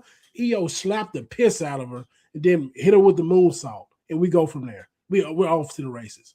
And people be like, oh, man, you can't turn Io. She's so over. I'm like, that's the problem with you people. You people do not want to act accordingly when it comes to with wrestling. You can still be over and boo people. Many villains and heels are over. Just boo them. I don't want to boo Io. She's so cute. No one gives a damn. Act accordingly. Man, she don't have to emote for you. This ain't Fortnite. Please just boo her. Just do that. Like the same thing with Rhea. Like Rhea could turn heel. I don't care. Boo her. Oh, she's so popular. Oh, she sells merch. I'm sorry. If my main villain can't sell merch, they're no good. That's how I feel about it. If you're good as a face, you should be good as a heel. I should be able to sell merch with you regardless. So I need wrestling fans to stop being selfish and interact with the product as you should. If a person's a heel and you like them, boo the piss out of them. If they're a face and you like them, Make the noise, give them the adulation, make the reactions that are required. It's all on you to get a product over. It's all on y'all. And look, we love heels, man. Like, dude, I'm a 23-year-old young adult. I want to see badasses. Yes. I don't want to see I don't want to be catered towards the kids. That's why I don't believe when people, well, heels can't get over. Bullshit. Heels are my favorite characters on the show because they're different. They're badass. They want to mess with, it's, again, I think social media is a big problem with that. Again, they like who they like, especially with the women. A lot of these fans are gooners, so they think with their something else instead of their wrestling minds. So, but I agree. I agree. Like, we need heroes like Stone Cold again. Yeah. We don't need heroes like Hulkamania. We don't need that. No, there you go. Like, there's a time and place for all these guys. We had that at WrestleMania 40. When Cody beat Roman, you had the nice moment, and he hasn't capitalized on it in almost 3 years. Half of it is his fault, half of it is the booking, because he does not like a world beater, and you book him like a world beater, it doesn't work. That's the same thing if you had Rey Mysterio hasn't lost clean in 3 years, you couldn't sell that. You just couldn't. They'd be like, oh man, Rey Mysterio's a GOAT. Yes, he is. But Rey Mysterio is also like 5'3". And like 150 pounds. You got to be honest about it. We can't book Rey Mysterio like Obafemi. You can't make it make sense. That's why Cody Rhodes doesn't make sense, but that's a different discussion. But yes, that we need to go back a little bit. Let's retrace our steps. Let's go back to see what worked for a minute. Let's get heels. Well, no, get faces that are cool again. That's the problem. Our faces are not cool. Sami Zayn's not cool. Cody Rhodes is not cool. Jey Uso is cool, but you're sick of him because you're sick of his family members. It's not his fault. But this is where we're at. We shall see this King of the Ring, Night of Champions. It should be interesting how it looks. My final thing, what are the interest level of, out of all the freaking time that I didn't do the NXT, Zarya wins the Women's North American title. Oh my God, I forgot all about that. $1, is it a day late, $1 short? Yeah, they missed the boat again, late. Just late. I totally forgot about NXT. I hate to say that, but yes, they should have done this. She should have beat Soul in a big spot. Yes, but for the title, but And is this let us know that Tatum Paxley's getting called up? I think so. Here's the reason why. Good for her. Last night, if you notice, when the women's matches, what was the threat? There was a lot of trios. Tiffany Stratton came out with that you have the baddies when you have Jade and Meacham as well with BFAB. You have Fatal Influence, who are 3 ladies. Yeah. When you have your current tag team champions, one half of the Bellas with Paige. What happens when Nikki returns? That's 3 ladies. There's a lot of 3. There's a lot of 3 ladies that they could do 6-woman tag matches. I'm not saying they're getting a trios title, no, but I think there's meat on the bones there where these ladies are going to need help. Bayley, Lyra Valkyria is going to need help. I could see them introducing Lyra's best friend in NXT, Tatum Paxley, to the main roster. I can see how that's how they'll bring Bayley in. That's how they'll bring Tatum into the main roster. But they're not staying 6 women all the time. They're not staying as a group or a fashion, but just as an introduction to bring Tatum up, call her up, and then they'll start branching them, going on their own. I go a different way with Tatum. I would pair with Rhea Ripley off the jump. I would put her in the EO Sky spot. I can see that. Put the goth girl with the dolls, and she can end up being. You could play if you play this out correctly. You can make her out as the mastermind of the twosome. And then Rhea's like, oh, you played me like for a fool. And then they break up a year or 2 from now, and you got a big feud from there. But if the natural story is the best friends of Lyra and Tatum, the only one that never backstabbed Tatum in NXT. I get that. It's just on the main roster, Lyra and Bayley are in a bad spot. Like, they may be some fans' favorites, but on the show, they don't get much of a reaction. That's what scares me. That's what would scare me pairing them together. But I could see Tatum getting jealous that Bailey that fighting for the friendship of for Lyra, because they're jealous. Lyra pays more attention to Bailey, or Bailey says, no, you're paying attention more to Paxi. I don't trust Paxi. I think they're gonna go that with that storytelling. I don't know. Could be right. Who sees? But I think Tatum, because she did say goodbye to some people at the Performance Center. Hugging pictures afterwards, so it could be surprised that they might call her up on there. We'll see how that goes. And I'm gonna be honest with you, this men division in NXT, I am not invested in none of the heavyweights, none of the world titles. It sucks, man. It sucks that I'm not invested into it. They say Naraku's gonna win the title, and I'm just like, oh my lord, please have mercy on our souls. I know. Marie says he's good. She's gonna give us a breakdown of him. I haven't seen him wrestle, but what I'm seeing right now, I mean, it's because, and again, it takes two to tango. Tony D'Angelo goes down. It's going to go down as the worst NXT's men's champion in that company's brand. And it's not really all to his fault either. The only person that's really, the only person I really like in NXT right now is Miles Bourne. In the male, he's the only person that I don't give a shit about Hank and Tank. I don't give a shit about Stacks. I don't care about Charlie Dempsey. Dark State really has been boring since the start. They're trying to do something with Jasper Troy and Keanu Carver. D'Angelo's boring. Shiloh's grown. He maybe. But Miles Bourne to me is the only guy there that seems, I don't know, television not worthy, but like at least for me, who I'm gravitating to is Miles Bourne on the men's side. Women, I mean, they're fine. They got Lola Vice. As long as Lola Vice is there, I'm watching. The women are set. They're set for a while. They're set. Like even when they call got Kendall Gray, they'll be fine. Yeah, they call women up. They be ready. They because I mean, half the battle's already won for them. Half the battle's already won. Most of them are already cute.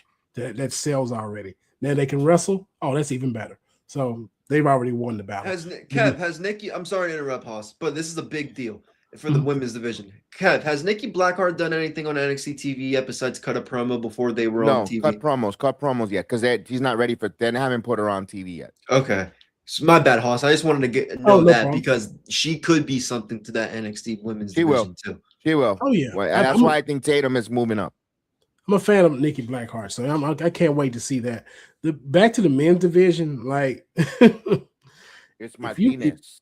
You give it to Naraku if he wins the belt. Why would anyone care other than because truth be told, New Japan people don't watch WWE that much. They don't. They're AEW people. So what's the point? Where are you going with this? Well, not anymore. Not with the new acquisition of Bushido. And moving over to new Pro Wrestling Noah. I mean, we could be changing the landscape there. That's another conversation, though. But possibly, yeah. Your thoughts? I hope. Here's one thing. I know Kendall Gray's phenomenal. People get wet to see the little engine, the little Caucasian girl getting the victory and all. But Kalani Jordan should have been getting that opportunity against Lola Vice. Kendall Gray has time. There's no need to rush Kendall Gray because she goes up on Monday Night Raw or Friday on SmackDown. He's going to be Lilliputian. He's not. I hope they're pushing Kendall Gray too quick just because Meltzer says that she should go to AEW. Please stop. Do the right thing. It should have been Kendall. It should have been Kalani. Kalani is really good. She never wrestled for the NXT Women's title. You leapfrogged her for Kendall Gray. All right. I hope that Lelo Vice don't drop the title to Kendall. I will be disappointed. She could wrestle. She's great, but too soon. Kaylani may be another Bianca Belair situation. Did Bianca win the NXT title? No. This might be another situation like where this might be put her a big chip on her shoulder when they do call her up. She might be incredible when they call her up behind this. And she was great as Knockouts title for a short run. and they, She they was. and that's not WWE's fault that they don't control who holds that title. At least Bianca's That's the challenged for fucking NXT titles before. Shit, I know she lost to Shayna. Was it one of the takeovers? I know she had a feud with Rhea. I don't remember when that was. That might have been during COVID. I wasn't watching NXT during COVID. I know they had a lot of good matches and feuds and shit, but I know she lost takeover against Shayna. So, but my point is, you could be right, because I think Kalani, she should have an NXT championship reign under her belt at this point. I mean, it's the same thing. Everybody was saying it with Sol Ruka too. Like, so they feel like Sol should have a run with it. And I mean, again, there could be a reason why she's still there for a little bit, and she's not called up. Like, I mean, I'm surprised Tatum's being called up before her, if I'm being quite honest. So maybe there's a reason why she's been longer in NXT than Kalani. I got it's something about it's something about Kaylani and her promos that don't hit consistently. She'll have a good one, then she'll have like 2 or 3 that don't hit hard. Then she'll come back with another strong one. I think that's why she works better. I think she's a good face. I think she's a baby face. I think she's a great face. I think because again, I could be wrong. I think Roxanne's a better heel now, but I said this to Kev during the Roxanne, a little bit when Roxanne was on NXT. It was like I feel like her being heel is like forced. Like she can't be a heel. I felt that way a little bit with Kalani. Just her deliverance alone, just like she's what do I have to say now? Type of thing. That's why she could kill as a good mid Carter as a face. It's funny that she borrows a lot of his moves. To me, Kalani Jordan needs a manager. She needs a Bill Alfonso in his corner. It feels like Kalani Jordan is like Rob Van Dam of the ladies of this modern time. Rob Van Dam, fucking phenomenal. One of my favorite wrestlers, but give him a microphone. Oh, shit. Turn that shit off. The biggest thing is they try to make him talk too long. Like we need to, they need more bits. They want people to talk for 5 straight minutes, and you're asking a lot out of a lot of people. A lot of these college athletes, where they come from, they never talked that much. They just did whatever they did, and that was pretty much it. I've met plenty of these athletes gotta learn how to talk to the media though if they're gonna go to a professional level though. See, that's what WWE is hoping and banking on. You're right. But that's also on them to develop them to do that. That's the problem. They're not developing them to speak as well. They want them to already come in there with the speaking skills. They don't have it. They don't. Fair enough. That's why the performance center is there. That's why, again, the performance center is very important with them doing all that, the promo classes and training. Wonder who the hell it is. But all right, I have anything other than the Money in the Bank being moved yet again. And listen, it is what it is. I don't know what to tell you, man. I have no idea why. They're moving it now later. I have a clue. I have a clue about that. Saturday. The original day was Saturday the 6th. Yeah, that's close to Labor Day weekend, correct? It is on the Labor Day weekend because it's Sunday night main event. College football hits that weekend. The ESPN probably asked them to move that. Okay, fair enough. Oh yeah, you're right. Let me see. Yeah, because especially if LSU has a home game week 1. Because the college football, they have like 3 or 4 games that weekend. The gambling. Of course, yes. About the gambling. They had because on that weekend they have a game that Saturday. They have multiple games on Saturday. I want to say they have a game on Sunday, and they also have a game on Monday. You're right. It has to do with the college. It has to do with the college. Yeah, because it was August 29th. Yeah. Yeah. Wow. Yeah, you could be right. It's with the college. Interesting.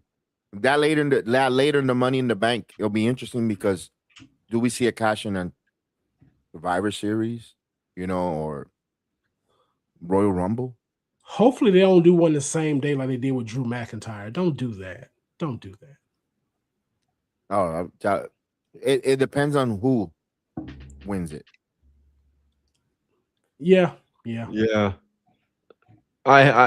could definitely do it on the same night though. I wouldn't be surprised. It all depends on who wins it because I think when like you said, I think when Liv won it, that was exciting for her to go and cash it that same night. When she did it on Ronda Rousey. Mm-hmm. Everybody and their mother was like, "Oh yes, please, let end the terror tonight." So it depends on who it is, depending on which.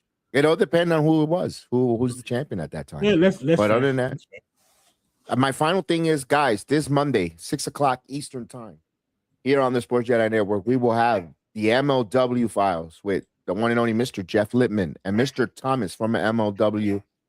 Professional wrestler will be joining. They'll be breaking everything down, Major League Wrestling on the channel.